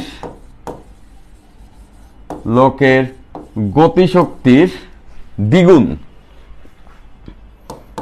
লোকের গতিশক্তির দ্বিগুণ। বালকের গতিশক্তি লোকের গতিশক্তির দ্বিগুণ। ওকে, আচ্ছা, বালকের ভর বলা আছে এবং বলেছে বালকের গতিশক্তি লোকের গতিশক্তির দ্বিগুণ। ফাইন। লোকটি তার বেগ 1 মিটার পার সেকেন্ড বৃদ্ধি করলে তাদের গতিশক্তি সমান হয়। তাদের গতিশক্তি সমান হয়। তাদের গতিশক্তি সমান হয়। তাদের গতিশক্তি সমান হয়। তাদের বেগ নির্ণয় করো। তাদের বেগ নির্ণয় করো। সুন্দর একটা অঙ্ক, এটা বুয়েটে এসেছিল। এখন আমরা এই অঙ্কটা সলভ করব। বাট আমরা এই অঙ্কটা সলভ করার আগে একটা ছোটখাটো ব্রেক নিব। অঙ্কটা আমি এখানে লিখে রাখলাম, তোমরা অনেকেই অঙ্কটা করে সলভ করতে পারবে বলে আমার বিশ্বাস। অনেকেই এটা সলভ করতে পারবে। এটা লিখে আমি একটা ছোটখাটো ব্রেক দিব। হ্যাঁ, এই পর্যায়ে আজ ব্রেক। ওকে, ফাইন। তাহলে এই মুহূর্তে আমার ঘড়িতে বাজে হচ্ছে 4:08। এই মুহূর্তে আমার ঘড়িতে বাজে একটা 4:08। তাহলে আমি একটা তোমার 15 মিনিটের ব্রেক নিয়ে নিচ্ছি। এরপরে এসে আমরা এই অঙ্কটা করবো, আর তোমরা চাইলে এই অঙ্কটা ট্রাইও করতে পারো। তোমরা একটা ব্রেক নিয়ে নিতে পারো। হ্যাঁ, তাহলে কত হবে? 8 এর সঙ্গে 15 যোগ করলে ফাইন 4:15 আর 8, হিসাব ভুলে যাচ্ছে, যাই হোক 20, 23। ওকে, ফাইন। 4:23। হ্যাঁ, আমরা একটা 15 মিনিটের ব্রেক নিয়ে নিচ্ছি। এই ব্রেকের পরে এসে আমরা এই অঙ্কটা করব, পাশাপাশি হচ্ছে গিয়ে আরো কয়েকটা খুব ইম্পর্টেন্ট অঙ্ক করব। হ্যাঁ, ছোট করে আমি একটা ব্রেক নিয়ে নিচ্ছি। ডেফিনেটলি তোমরা একটু ব্রেক নিয়ে দাও। রোজার দিন তো একটা না বেশিক্ষণ প্রেশার নেওয়া একটু ডিফিকাল্ট। সো আমি আসছি, তোমরা সবাই থাকবা। যে কজন ক্লাসে ছিলা প্রত্যেকে যেন একদম শার্প 23 মিনিটের সময় ক্লাসে থাকো। ঠিক আছে, ফাইন। আর কেউ চাইলে এই অঙ্কটা ট্রাইও মারতে পারো। আসছি।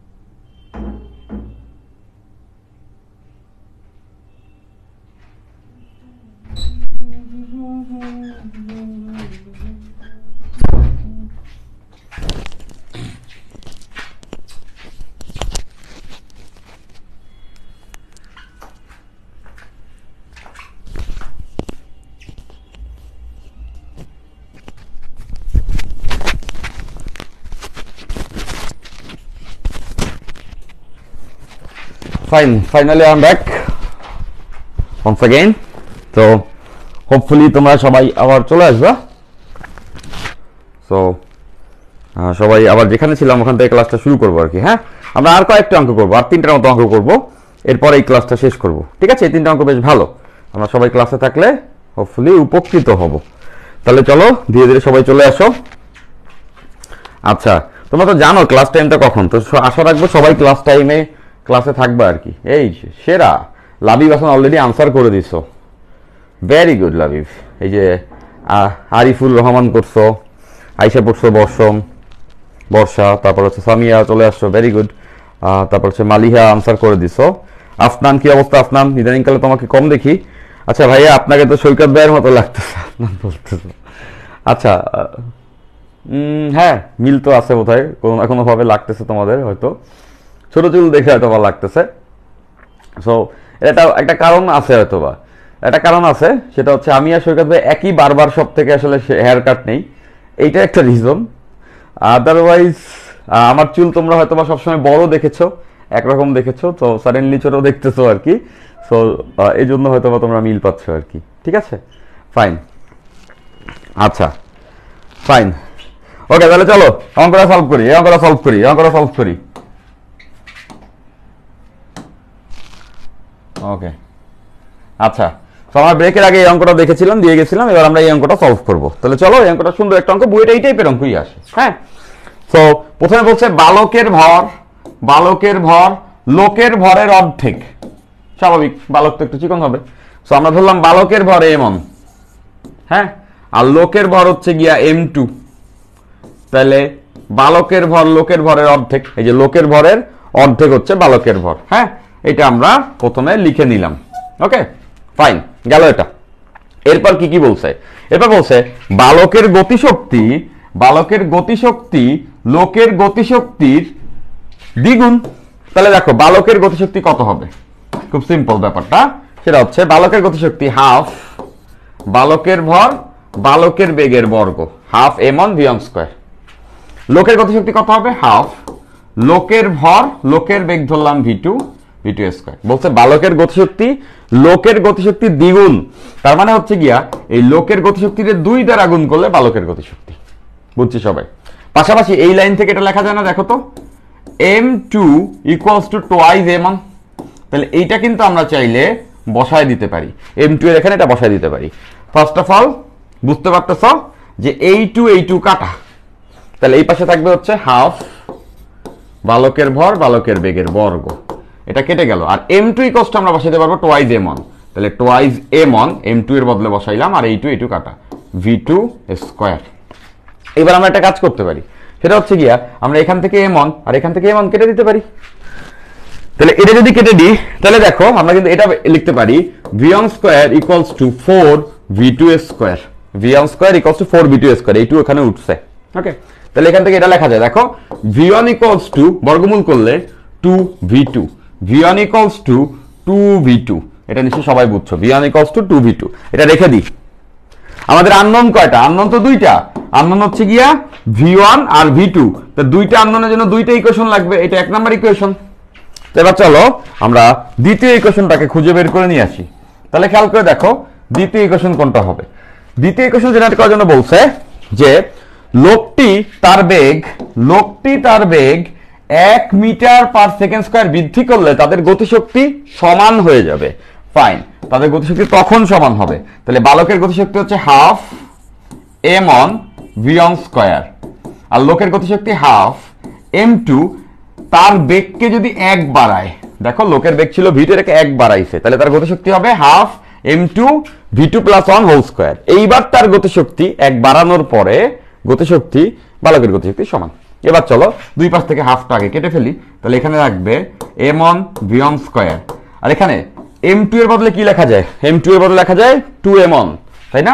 তাহলে 2m1, আর এখানে থাকবে v2 প্লাস 1 হোল স্কয়ার। এবার দেখো এই m1 কাটা, ওকে, এই m1 কাটা। এবার বর্গমূল করে দিলে v1 ইকুয়ালস টু √2, এই কাছেও বর্গ চলে গেছে, দ্যাট মিন্স v2 প্লাস 1। সবাই নিশ্চয়ই এই সমীকরণটা বুঝে ফেলছি। ওকে, এবার দেখো v1 ইকুয়ালস টু 2v2 না, v1 ইকুয়ালস টু 2v2, এখানে v1 এর ভ্যালু বসাই দিই, 2v2 ইকুয়ালস √2v2 প্লাস 1। তাহলে দেখো এই যে সমীকরণটা আমরা পেয়ে গেলাম, এই সমীকরণে একটাই আননোন আছে, সেটা কে বলতো? সেটা হচ্ছে গিয়া v2। এটাকে সলভ দিলে আমরা v2 এর মানটা পেয়ে যাব। সেটাকে সলভ করলে v2 এর যে মানটা আসবে সেটা হবে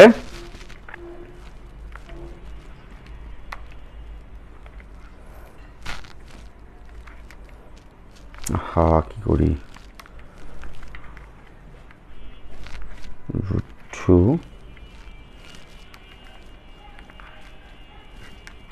আচ্ছা সলভ ইকুয়াল,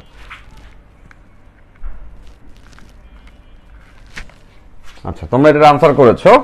এটার আনসার হচ্ছে গিয়ে মেজরিটির আনসার আসলে হইছে ওকে, লোকের বেগ 2.41 মিটার পার সেকেন্ড। এবং বুঝতেছো বালকের বেগ হচ্ছে লোকের বেগের দ্বিগুণ। এই v2 এর ভ্যালু এখানে বসালে বালকের বেগ আসবে হচ্ছে গিয়ে তোমার এটার দ্বিগুণ, মানে 4.82 মিটার পার সেকেন্ড। তাহলে হোপফুলি সবাই দুইটা আনসারই বুঝতে পারছি। ক্লিয়ার? ডেফিনেটলি সবার দুটো আনসারই বুঝে ফেলার কথা, এবং দুইটা আনসারই আমরা সবাই বুঝে নিয়েছি। Okay fine. আচ্ছা আপনার বলছো ভাই আমি বাড়িতে আসি তাই ক্লাস করতে পারতেছিলাম না। আচ্ছা ঠিক আছে, আপনার যতটুকু পারো এটা করবা এবং রেগুলার ক্লাসগুলো শেষ করে ফেলতে হবে কিন্তু আপনার, হ্যাঁ একদমই করা যাবে না, ডিলে করা যাবে না, তাহলে কিন্তু প্রবলেম হবে আপনার। সো এটাতে কেয়ারফুলি থাকো। আচ্ছা উম্মে তাইবা বলছো বুঝতে পারছি না, আমার ফোনে সমস্যা হলো নাকি স্যার কই? আচ্ছা ঠিক আছে, এই যে আমি তো আছি আর কি, তোমার একটু চেক করো নেটওয়ার্ক ঠিক আছে কিনা। আচ্ছা রায়হান কবির বলছো স্যার এ তো লিমিটেড সিট, স্যার এ তো লিমিটেড সিট, সবাই তো চান্স পাবে না, যারা চান্স পাবে আর যারা না পাবে এর মধ্যে কি ডিফারেন্স ক্রিয়েট করে? রায়হান কবির এটা বলছো, এ তো লিমিটেড সিট। আচ্ছা এ ইউনিটের কথা বলছো মোস্ট প্রবাবলি, ঢাকা ইউনিভার্সিটি এ ইউনিট হচ্ছে লিমিটেড সিট, তুমি বলছো যারা চান্স পাবে না চান্স পাবে তাদের মাঝে কি ডিফারেন্স ক্রিয়েট করে? আচ্ছা যারা চান্স পাবে যারা না চান্স পাবে তাদের মাঝে ডিফারেন্সটা আসলে হচ্ছে পরিশ্রমে, সত্য কথা যেটা। আর মানে চান্স পাওয়া না পাওয়ার ক্ষেত্রে যারা রেগুলারলি সঠিক ট্র্যাকে পর্যাপ্ত পরিশ্রম করবে তারা ঢাকা ইউনিভার্সিটিতে চান্স পেয়ে যাবে। আমাদের অনেক স্টুডেন্ট এবার চান্স পেয়েছে, 10-এর ভিতরে প্রায় 5 থেকে 6 জন স্টুডেন্ট আমাদের চান্স পেয়েছে এবার ঢাকা ইউনিভার্সিটিতে, প্রথম 10-এই। তো বুঝতে পারতেছো we are leading it, fine. তো গেল এটা। তো এর পাশাপাশি হচ্ছে যে চান্স না পাওয়ার পরে আসলে লাইফে কি হবে, তাই না? চান্স না পাওয়ার পরে লাইফে তেমন খারাপ হয়ে যাবে, একদম জীবন শেষ হয়ে যাবে, এরপরে আর কোনো কিছু হবে না, এরকম কিছুই না। এরকম জাস্ট মার্কেটিং হাইপ, এরকম নানা রকম জিনিস। তুমি যেখানেই পড়ো, যদি তুমি প্রোগ্রেসিভ থাকো, তুমি যদি আপ টু দ্য মার্ক থাকো, শুধুমাত্র পড়ালেখা করে জীবনে কেউ কখনো সফল হয়েছে এরকম একটা এক্সাম্পলও দুনিয়াতে নাই। আমি তোমাদের সবার সঙ্গে চ্যালেঞ্জ দিয়ে বলতে পারি, শুধুমাত্র পড়ালেখার কারণে সে বিখ্যাত, শুধুমাত্র পড়ালেখার কারণে সে সফল হয়ে গেছে লাইফে, এরকম একটা এক্সাম্পল দুনিয়াতে নাই। পড়ালেখা যখন আমরা করি, স্টাডি যখন করি, তখন আমরা থটফুল হই, চিন্তাশীল হই। আর চিন্তাশীল মানুষ লাইফের প্রত্যেকটা প্রবলেম যখন তার কাছে আসে সেটার একটা পারফেক্ট সমাধান বা সেটার একটা মোর ইফেক্টিভ সমাধান দাঁড় করাইতে পারে। প্রত্যেকটা মানুষ লাইফ অনেকগুলো চ্যালেঞ্জ ফেস করে, সেই চ্যালেঞ্জগুলোর এগেনস্টে তার থিঙ্কিং যদি ডেভেলপড হয়, উন্নত মানসিকতা যদি তার হয়, সে একটা নির্ভুল প্রপার সমাধান ক্রিয়েট করে সেটাকে ফেস করে, যার কারণে তার লাইফে আসলে গ্রোথটা বেটার হয়, সাকসেসফুল হয়। সিম্পল, বুঝতে পারছি? এখন মেজরিটি আমরা কেমন জানো, আমরা ঝুলে যাই। আমরা ঝুলে যাই বলতে এগেইনস্ট দ্য কমিউনিটি আমরা খুব স্ট্রং না। যখন 10 জন লোক তোমাকে খারাপ বলে বা তোমাকে কাউন্ট করে না, তখন যদি তুমিও চিন্তা করা শুরু করো যে আই এম নো ওয়ান, মানে আমার এক্সিস্টেন্স নাই, এক্সিস্টেন্সিয়াল ক্রাইসিসে চলে যাও, তাহলে বেসিক্যালি তোমার আউটপুটে তুমি ওরকমই ডিজাস্টারাস আউটপুট করবা। So that's why mentally strong থাকতে হবে। 1000 মানুষজন অনেক কিছু বলতে পারে, I don't care. You must be confident on yourself যে তুমি যেটা করছো ঠিক করছো, সেই কনফিডেন্সটা থাকতে হবে। একটা বই পড়তে পারো তোমরা, মনের শক্তি, এই বইটা তোমাদের খুব হেল্প করতে পারে ইনকেস যদি কেউ ভালনারেবল ফিল করো বা লেস কনফিডেন্ট ফিল করো বা ডেফিডেন্ট ফিল করো। মনের শক্তি নামে একটা বই আছে সাবিক স্যারের, তো তোমরা ওটা একটু পড়ে দেখতে পারো, এটা তোমাদেরকে আসলে মেন্টালি চাঙ্গা রাখবে। যাই চলো চলো ওকে ফাইন। 6 লাগবে, যদি লাগে একটা এক্সট্রা নিতে পারি, বাট 6টাতে শেষ হয়ে যাবে, আজকে 3 নাম্বার ক্লাস। ফাইন, এই অঙ্কটা শেষ। এবার চলো আমরা আরেকটা অঙ্কে চলে যাই। এবার যে আমরা অঙ্কটা সলভ করব, এই অঙ্কটা হচ্ছে এরকম দেখো একটা কমন অঙ্ক আর কি, সেটা হচ্ছে যে 30 মিটার উচ্চতা হতে 30 মিটার উচ্চতা হতে পড়ন্ত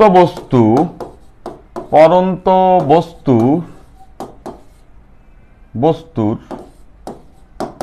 কোন উচ্চতায় পড়ন্ত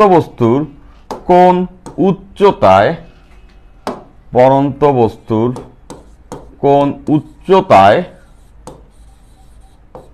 কোন উচ্চতায় গতিশক্তি বিভব শক্তির দ্বিগুণ হবে। গতিশক্তি বিভব শক্তির দ্বিগুণ হবে। আচ্ছা ফাইন। সো এটা খুব ক্লিশে টাইপের অঙ্ক, 9 10 আমরা করেছি, বাট এই চ্যাপ্টারে এটা আছে। হ্যাঁ, তাহলে চলো আমরা এটা একটু করে ফেলি। লেটস সে খুব সোজা অঙ্ক। দেখো এইখান থেকে একটা বস্তু আসলে পড়বে, ঠিক আছে। এটার প্রাথমিক উচ্চতা আমাদের বলা আছে, যেটা হচ্ছে গিয়ে 30 মিটার। Okay fine. এখন এটা যখন পড়বে কোন একটা নির্দিষ্ট উচ্চতায় যখন আসবে, লেটস সে এই উচ্চতায় যখন আসবে, তখন এই উচ্চতাকে আমরা প্রকাশ করছি x দিয়ে। হ্যাঁ, এখন বলছে এই উচ্চতায় দেখতেছো গতিশক্তি এই উচ্চতায় বিভব শক্তির দ্বিগুণ, তার মানে এখানের গতিশক্তি ই কে বিভব শক্তির দ্বিগুণ। হ্যাঁ ওকে, আমাদের বের করতে হবে x এর ভ্যালুটা কত। তাহলে এই কন্ডিশনটা ধরেই আমরা আগে চলে যেতে পারবো, সেটা হচ্ছে গতিশক্তি বিভব শক্তির দ্বিগুণ। এখন গতিশক্তি equals to half M V square, আর বিভব শক্তি ইকুয়ালস টু mg যত উচ্চতায় আছে। এখন কত উচ্চতায় আছে? এখন x উচ্চতায় আছে, তাহলে বিভব শক্তি mg x। ফাইন। এবার দেখো এইখান থেকে যখন বস্তুটাকে ছেড়ে দিছি আমরা, তখন তার আদিবেগ ছিল 0 এবং সে এতটুকু পথ পড়ছে, পড়ার পরে এখানে তার একটা শেষ বেগ হয়েছে v, সেই v এরই স্কয়ার ওখানে, এবং যে পথটা পড়ছে সেটা হচ্ছে s। s ইকুয়ালস টু কত হওয়া উচিত বলো তো? s equals to h minus x। নিশ্চয়ই সবাই বুঝতেছো, মোট উচ্চতা h আর এখন এই নিচ থেকে উচ্চতা x, তাহলে এতটুকু দূরত্ব h মাইনাস x, এটাই হচ্ছে s। ফাইন। তাইলে আমরা এখানে যদি এই সূত্রটা লাগাই, v square equals to u square plus twice gs, যেহেতু g ত্বরণ নিচে পড়ছে, এখান থেকে এখানে g ত্বরণে পড়ছে, তাহলে দেখো আদিবেগ তো 0, প্রথমে তো ছেড়ে দিছি, that means v square equals to 2gs, s এর ভ্যালু কত? h minus x। দেখতেছে s এর ভ্যালু h মাইনাস x, তাহলে এই v স্কয়ার এর ভ্যালু এখানে বসাই দিব। তাহলে এখানে আছে হাফ m, সোজা অঙ্ক তো আমি পুরোটাই করাচ্ছি। v স্কয়ার ইকুয়ালস বিকল্প হিসেবে লেখা যাবে 2gh মাইনাস x। আচ্ছা 2gh minus x equals two 2mgx। তাহলে দেখো এই m এই g, এই m এই g, এই 2 কাটা, তাহলে থাকবে হচ্ছে half h minus x equals two x। So এখান থেকে ক্যালকুলেশনটা কিন্তু আমরা অনায়াসে করে ফেলতে পারবো। এখান থেকে ক্যালকুলেশনটা এভাবেই করা যাবে। দেখো 2 দ্বারা গুণ করলে h minus x equals to twice x, তাহলে বলো তো থ্রাইস x ইকুয়ালস টু হচ্ছে h, তাহলে x equals to h by 3। আমাদের h এর ভ্যালু বলে দিছে অঙ্কে, যেটা হচ্ছে 30 মিটার। তাহলে এখানে যদি 30 বসাই, 30 বাই 3 মানে বেসিক্যালি आंसर হচ্ছে 10 মিটার। তাহলে আমরা বুঝতে পারলাম কত উচ্চতা হবে এখানে, 10 মিটার উচ্চতা যখন থাকবে তখন এটা হবে সলভ। ওকে ফাইন, হোপফুলি সবাই এটা আমরা বুঝে ফেলছি। ঠিক আছে, এই টাইপের অঙ্ক এমসিকিউতে অনেক আছে, কাজ ক্ষমতা শক্তিতে এই টাইপের অঙ্ক এমসিকিউতে অনেক আছে। আসলেই আমরা দেখাই দিলাম, এখানে কত গুণ বলে দিবে, কখনো দ্বিগুণ, কখনো 3 গুণ, কখনো অর্ধেক, এরকম বলে দিবে, এটা বসাই দিবা। ভাইয়া 100টা ক্লাসে প্রথমে দিবে শেষ হবে? অবশ্যই শেষ হবে। এর মধ্যে যদি শেষ না করতে পারি ক্রিস্টাল শিমুল, তাহলে তো আর কোনোদিনই শেষ হবে না, তাই না? 100টা ক্লাস তুমি চিন্তা করে দেখো তো শিমুল, 100টা ক্লাস 365 দিনে 1 বছর, 100টা ক্লাস মানে তোমার অলমোস্ট 1 বছরের 3 ভাগের 1 ভাগ, 3 ভাগের 1 ভাগ না, 85% 1 বছরের। তুমি মোট বছর পাচ্ছ কয়টা? তুমি মোট বছর পাচ্ছ হার্ডলি 2 বছর, 2 বছর না 1.5 বছর ইন্টারের। হ্যাঁ, তাহলে 365 প্লাস 365 ভাগ 2। হ্যাঁ, তাহলে তুমি মোট দিনই পাচ্ছ কত জানো? তুমি মোট দিনই পাচ্ছ 547।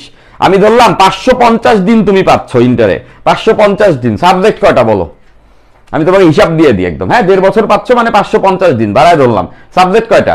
Physics, chemistry, math, biology, Bangla, English, ICT, 7টা সাবজেক্ট। হ্যাঁ, তাহলে 7টা সাবজেক্ট 550-কে 7 দ্বারা ভাগ করলে কত হয়? 550-কে 7 দ্বারা ভাগ করলে হয় 78 দিন, মানে আমি ধরলাম 80 দিন। তুমি প্রত্যেকটা সাবজেক্টে 80 দিনের বেশি প্রিপারেশন নিতে পারবা না এইচএসসি পরীক্ষার আগে। আমি ক্লাস নিচ্ছি 100টা, আমি তারও বেশি নিচ্ছি 20টা।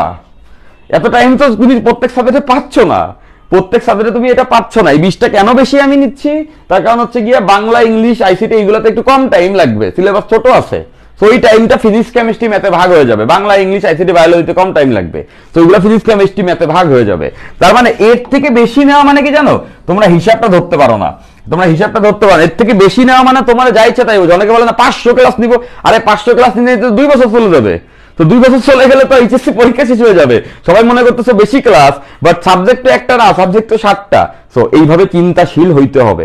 যারা আমরা ওই চিন্তা না করি, সব ভাইয়েরা মানে পীর বা মুরিদ না কিন্তু। হ্যাঁ, ব্যাপারটা একটু মনে রাখতে হবে। সেটা হচ্ছে যে আমরা অনেকে ভুল করে ফেলি, আমরা অনেক সময় এরকম করে ফেলি যে হ্যাঁ ভাই অনেক ক্লাস দিয়ে দিছে, আমি তো মানে একদম হয়ে গেছে। বাট এই হিসাব মিলাই না, তিনি বললেই কি ঠিক? একটু অঙ্কটা করে নিও, তাহলে তুমি বুঝতে পারবে বলতেছে এটা কি। ঠিক আছে, সো এই পয়েন্টগুলো হচ্ছে গিয়ে একটু ইম্পর্টেন্ট, একটু মাথায় রাখতে হবে আর কি। হ্যাঁ, আচ্ছা ফাইন। না ক্রিস্টাল সিমে বলছে ভাই আপনি তো সেরা, আমি সেরা এটা বলি নাই, মানে আমি চিন্তা করে বলছি। এখন অযথা কথাবার্তা বলে আমি 150-200 ক্লাস নিব, কোনো লাভ নাই। এটার মধ্যে শেষ করতে পারতে হবে। আমি এটার মধ্যে কোয়াইট ইজিলি শেষ করতে পারবো ইনশাল্লাহ। ঠিক আছে,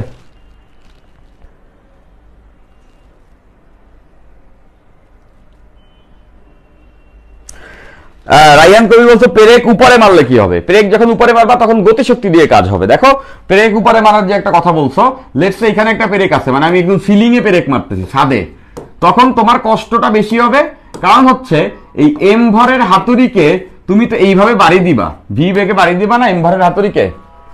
তাহলে দেখো যখন হাতুড়ি ঢুকে যাবে, হাতুড়ি যখন এটার ভিতরে ঢুকে যাবে, তখন হাতুড়িটা পেরেক যদি এক্স পরিমাণ গাঁথে, তাহলে হাতুড়িটাকেও এক্স পরিমাণ উপরে উঠাইতে হবে, পাশাপাশি তার গতিশক্তিটা বিনষ্ট হবে, তখন কষ্ট হবে পেরেক মারতে, উপরে পেরেক মারতে কষ্ট হবে। কারণ কি হচ্ছে, যে কাজটা করতেছে এজেন্ট, যে হাতে নিয়ে হাতুড়ি মারবে, তাকে এক্স পরিমাণ উপরে এত ভারী জিনিস উঠাইতে কষ্ট হবে, পাশাপাশি একটা বেগও তারে দিতে হবে। এবং এখানে শুধুমাত্র কেসটা এরকমই হবে, তার গতিশক্তিটাই আসলে এফএক্স হবে। হ্যাঁ, গতিশক্তিটাই এফএক্স হবে, কাজে উঠানোর জন্য কাজটা তো এজেন্ট করতেছে। তো এজেন্ট করলে তো ওইটা তো আর হাতুড়ি পেরেককে ঢুকাইতে কাজে লাগতেছে না। যাই হোক, তুমি নিশ্চয়ই বুঝছো আমি কি বলছি। আচ্ছা, এবার আসো এই অঙ্কটা করে আমরা আজকের ক্লাসটা শেষ করি। এই অঙ্কটাতে এটা বলা আছে, দেখো এই অঙ্কটা খুব ক্লিশে, অনেকবারই এটা আসলে আসে এই টাইপের অঙ্ক।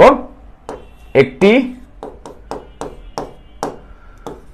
সরল দোলকের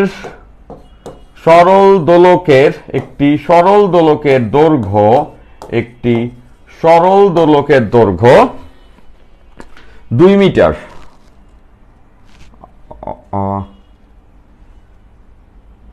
না 5 মিটার। একটি সরল দোলকের দৈর্ঘ্য 5 মিটার। উলম্ব রেখা হতে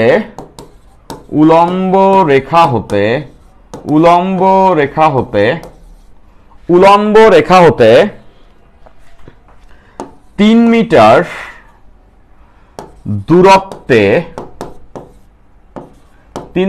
দূরত্বে টেনে ছেড়ে দিলে 3 মিটার দূরত্বে টেনে ছেড়ে দিলে সাম্যাবস্থা অতিক্রমকালে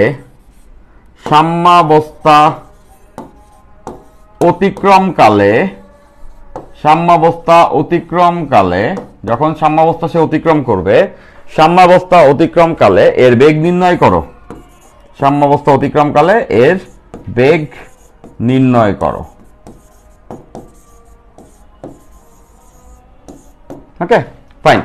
সো এই অঙ্কটা অনেক ক্লিশে টাইপের অঙ্ক, এই টাইপের অঙ্ক হরহামেশা আমাদের জীবনে এসেই পড়ে। ওকে আচ্ছা, তাহলে চলো আমরা এই অঙ্কটা সলভ করে নিই।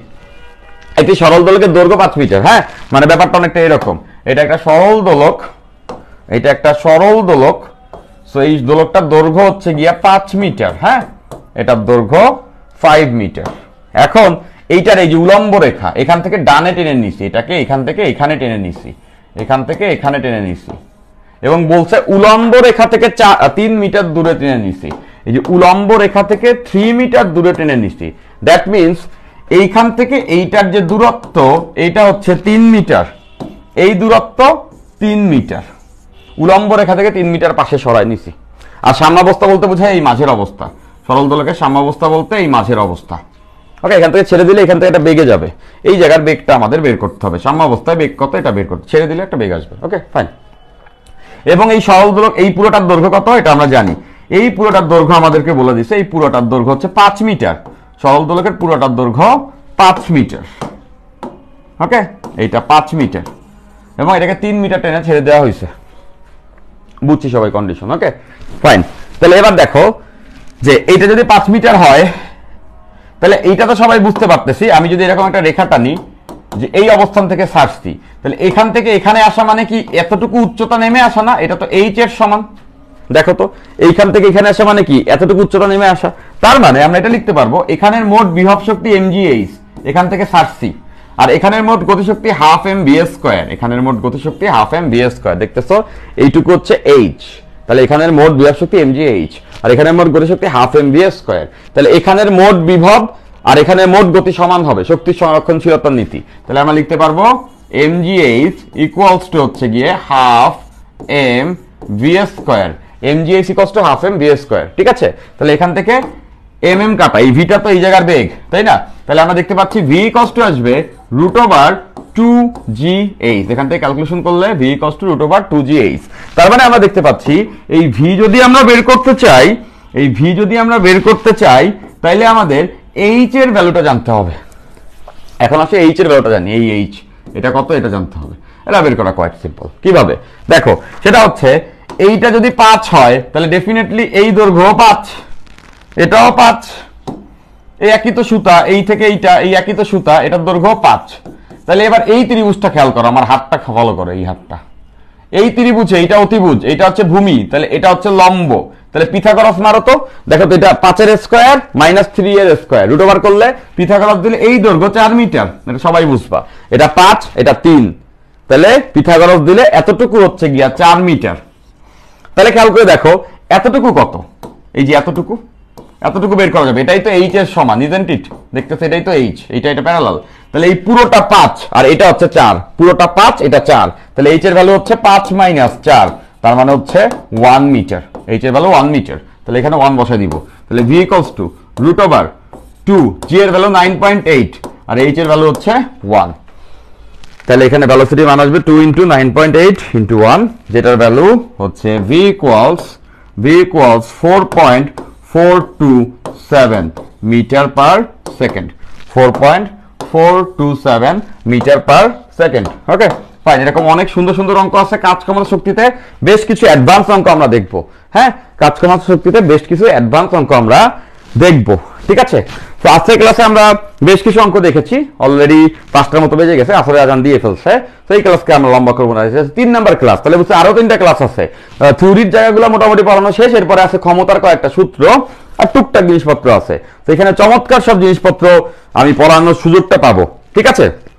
আজকে অবধি যে ক্লাসগুলো হয়েছে আমরা বইয়ের জিনিসপত্র পড়েছি, এরপর থেকে একটু অ্যাডভান্স এবং বইয়ের জিনিস এগুলো মিলায় পড়বো। অনেকে এখানে আসো, আমার এই ব্যাচে আমার সবথেকে ভালো লাগার জায়গা কি জানো, আমার এই ব্যাচে এখন অলরেডি 850-900 মতো স্টুডেন্ট আছে এবং প্রত্যেকে ভালো স্টুডেন্ট আছে, প্রত্যেকে ভালো। এই কথাটা বলার পরে অনেকে হয়তো ভাবতেছো আচ্ছা আমি কি আসলেই ভালো ভাই, যে ভালো বললো, হ্যাঁ আমি জানি তুমি ভালো, প্রত্যেকটা স্টুডেন্ট ভালো। কোর্সে হাজার হাজার স্টুডেন্ট থাকতে পারতো, বাট পড়ালেখার কোনো নামগন্ধ নাই, কেউ ক্লাস করে না, কেউ নিয়ম মেনে চলে না, ওইটা দিয়ে আমার কিছু হইতো না, ওইটা দিয়ে তোমাদেরও কিছু হইতো না, তাই না। তো ব্যাপারটা এরকম, প্রত্যেকটা স্টুডেন্ট ভালো, ভালো বলতে সিনসিয়ার, ব্রিলিয়ান্ট এবং যে কোনো অঙ্ক খুব সহজে বুঝে, তাই না।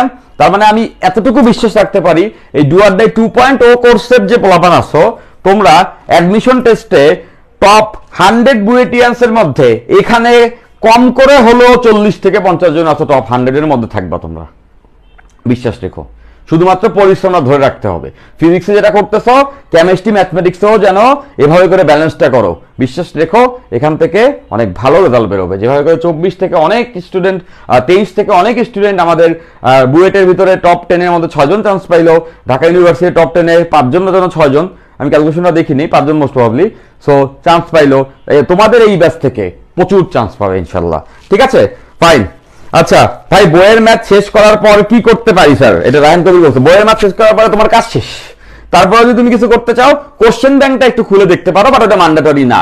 বইয়ের ম্যাথ শেষ করা যদি হয়ে যায়, বারবার প্র্যাকটিস করো, ইনাফ। আর আমার লেকচারটা তো দেখবাই অবশ্যই, ফাইন। হ্যাঁ, আর সৃজনশীল কোশ্চেন প্র্যাকটিস করতে পারো। সৃজনশীল কোশ্চেন গুলো আসলে ভাওতাবাদী। সৃজনশীল আসার পর থেকে আমার মাথা গরম হয়ে যায়।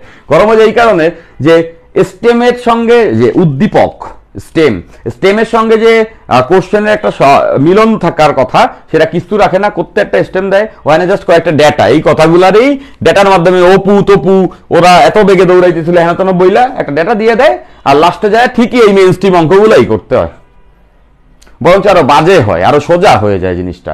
সৃজনশীল কোশ্চেন করলে আর্ট অফ কোশ্চেনিংটা নষ্ট হয়। সেটা কেন হয়? সেটা ইফিসিয়েন্সির অভাবে হয়। আমি বলতেছি না যে সৃজনশীল কোশ্চেন খারাপ, বলতেছি সৃজনশীল কোশ্চেনের দক্ষতাটা আর একটু বেশি হওয়া উচিত যারা করছেন সেটার। তো আমার ওই সৃজনশীল কোশ্চেন দেখলে মাথা গরম হয়ে যায়। কারণ হচ্ছে যে ওই সৃজনশীল কোশ্চেন 100টা পড়ে যা শিখবা, তার থেকে বেশি 100% টাইম অঙ্ক করে তুমি শিখতে পারবা। সৃজনশীল কোশ্চেন যদি কোশ্চেনের মতো হইতো, তাহলে আসলে সেটা মজা হইতো। তোমার সৃজনশীল কোশ্চেন খুলে দেখো না, আমরা যে ক্লাস করি, ক্লাসে যে কনসেপ্ট শিখি, সৃজনশীল কোশ্চেন খুলে তোমার আরে কমন পাইছি। বুঝছো তো পয়েন্টটা? আচ্ছা ভাইয়া, এইটার এক্সাম কবে নিবেন? চ্যাপ্টার শেষ হলে নিব। এক্সাম তো কখনো চ্যাপ্টার শেষ হওয়ার আগে নিব না, এটা তোমরা অলরেডি বুঝে গেছো, আমার সঙ্গে তোমাদের আন্ডারস্ট্যান্ডিং হয়ে গেছে। প্রত্যেকটা চ্যাপ্টারে ধরে রাখবা মিনিমাম 6টা ক্লাস হবে, ম্যাক্সিমাম 1টা-2টা বাড়তে পারে। এই কাজ করার শক্তিতে হয়তো 7টা 6টা এতেও হয়ে যেতে পারে। 6 নাম্বার ক্লাস আমি বলতে পারবো 6টাতে শেষ হবে কিনা, কারণ আমি তাড়াহুড়া করে পড়াই না। যা পড়ানোর আবার কোনো কিছু কমও পড়াই না, সব শেষ করে তারপরে আগাবো। নিউটনের লাগছে 9টা, বাট ওইটা অনেক বড় চ্যাপ্টারের জন্য লাগছে। পরের চ্যাপ্টারগুলোতে 6টা-7টার মতো লাগবে, এরকম লাগবে। সো এই চ্যাপ্টার শেষ হওয়ার পরেই আমি তোমাদের হচ্ছে একটা টাইম দেবো পড়ার, সবসময় পাও নিউটনিয়ানে দেখছো, তারপরে এক্সামটা নিব। এভাবে করে তোমরা এক্সাম এবং পড়ার মাধ্যমে পুরোটা যখন শেষ হবে, তখন মন থেকে ইনশাল্লাহ একটা থ্যাঙ্কস বেরো যাবে। সেটাই চাই। আর তোমাদের সবার জন্য দোয়া থাকবে। আজকে ক্লাসটা কেমন লাগছে একটু জানাই দিও, তোমাদের ফ্রেন্ডদেরকে একটু বলো নিয়াজ ভাইয়ের ক্লাস চলতেছে, এই কোর্সে যদি যুক্ত হতে চায় যুক্ত হতে পারে। আর হচ্ছে নোটটা জমা দিয়ে দিও। আমি সবাইকে কিন্তু কমেন্ট ব্যাক করি, কখনো যদি কেউ মিস করে যাও, 1-2 দিন পরে হলেও সেখানে ব্যাক যায়। তো দেখা হবে পরবর্তী ক্লাসে আগামীকাল 4 নাম্বার ক্লাসে। সোফার টেক কেয়ার, আল্লাহ হাফেজ, বাই।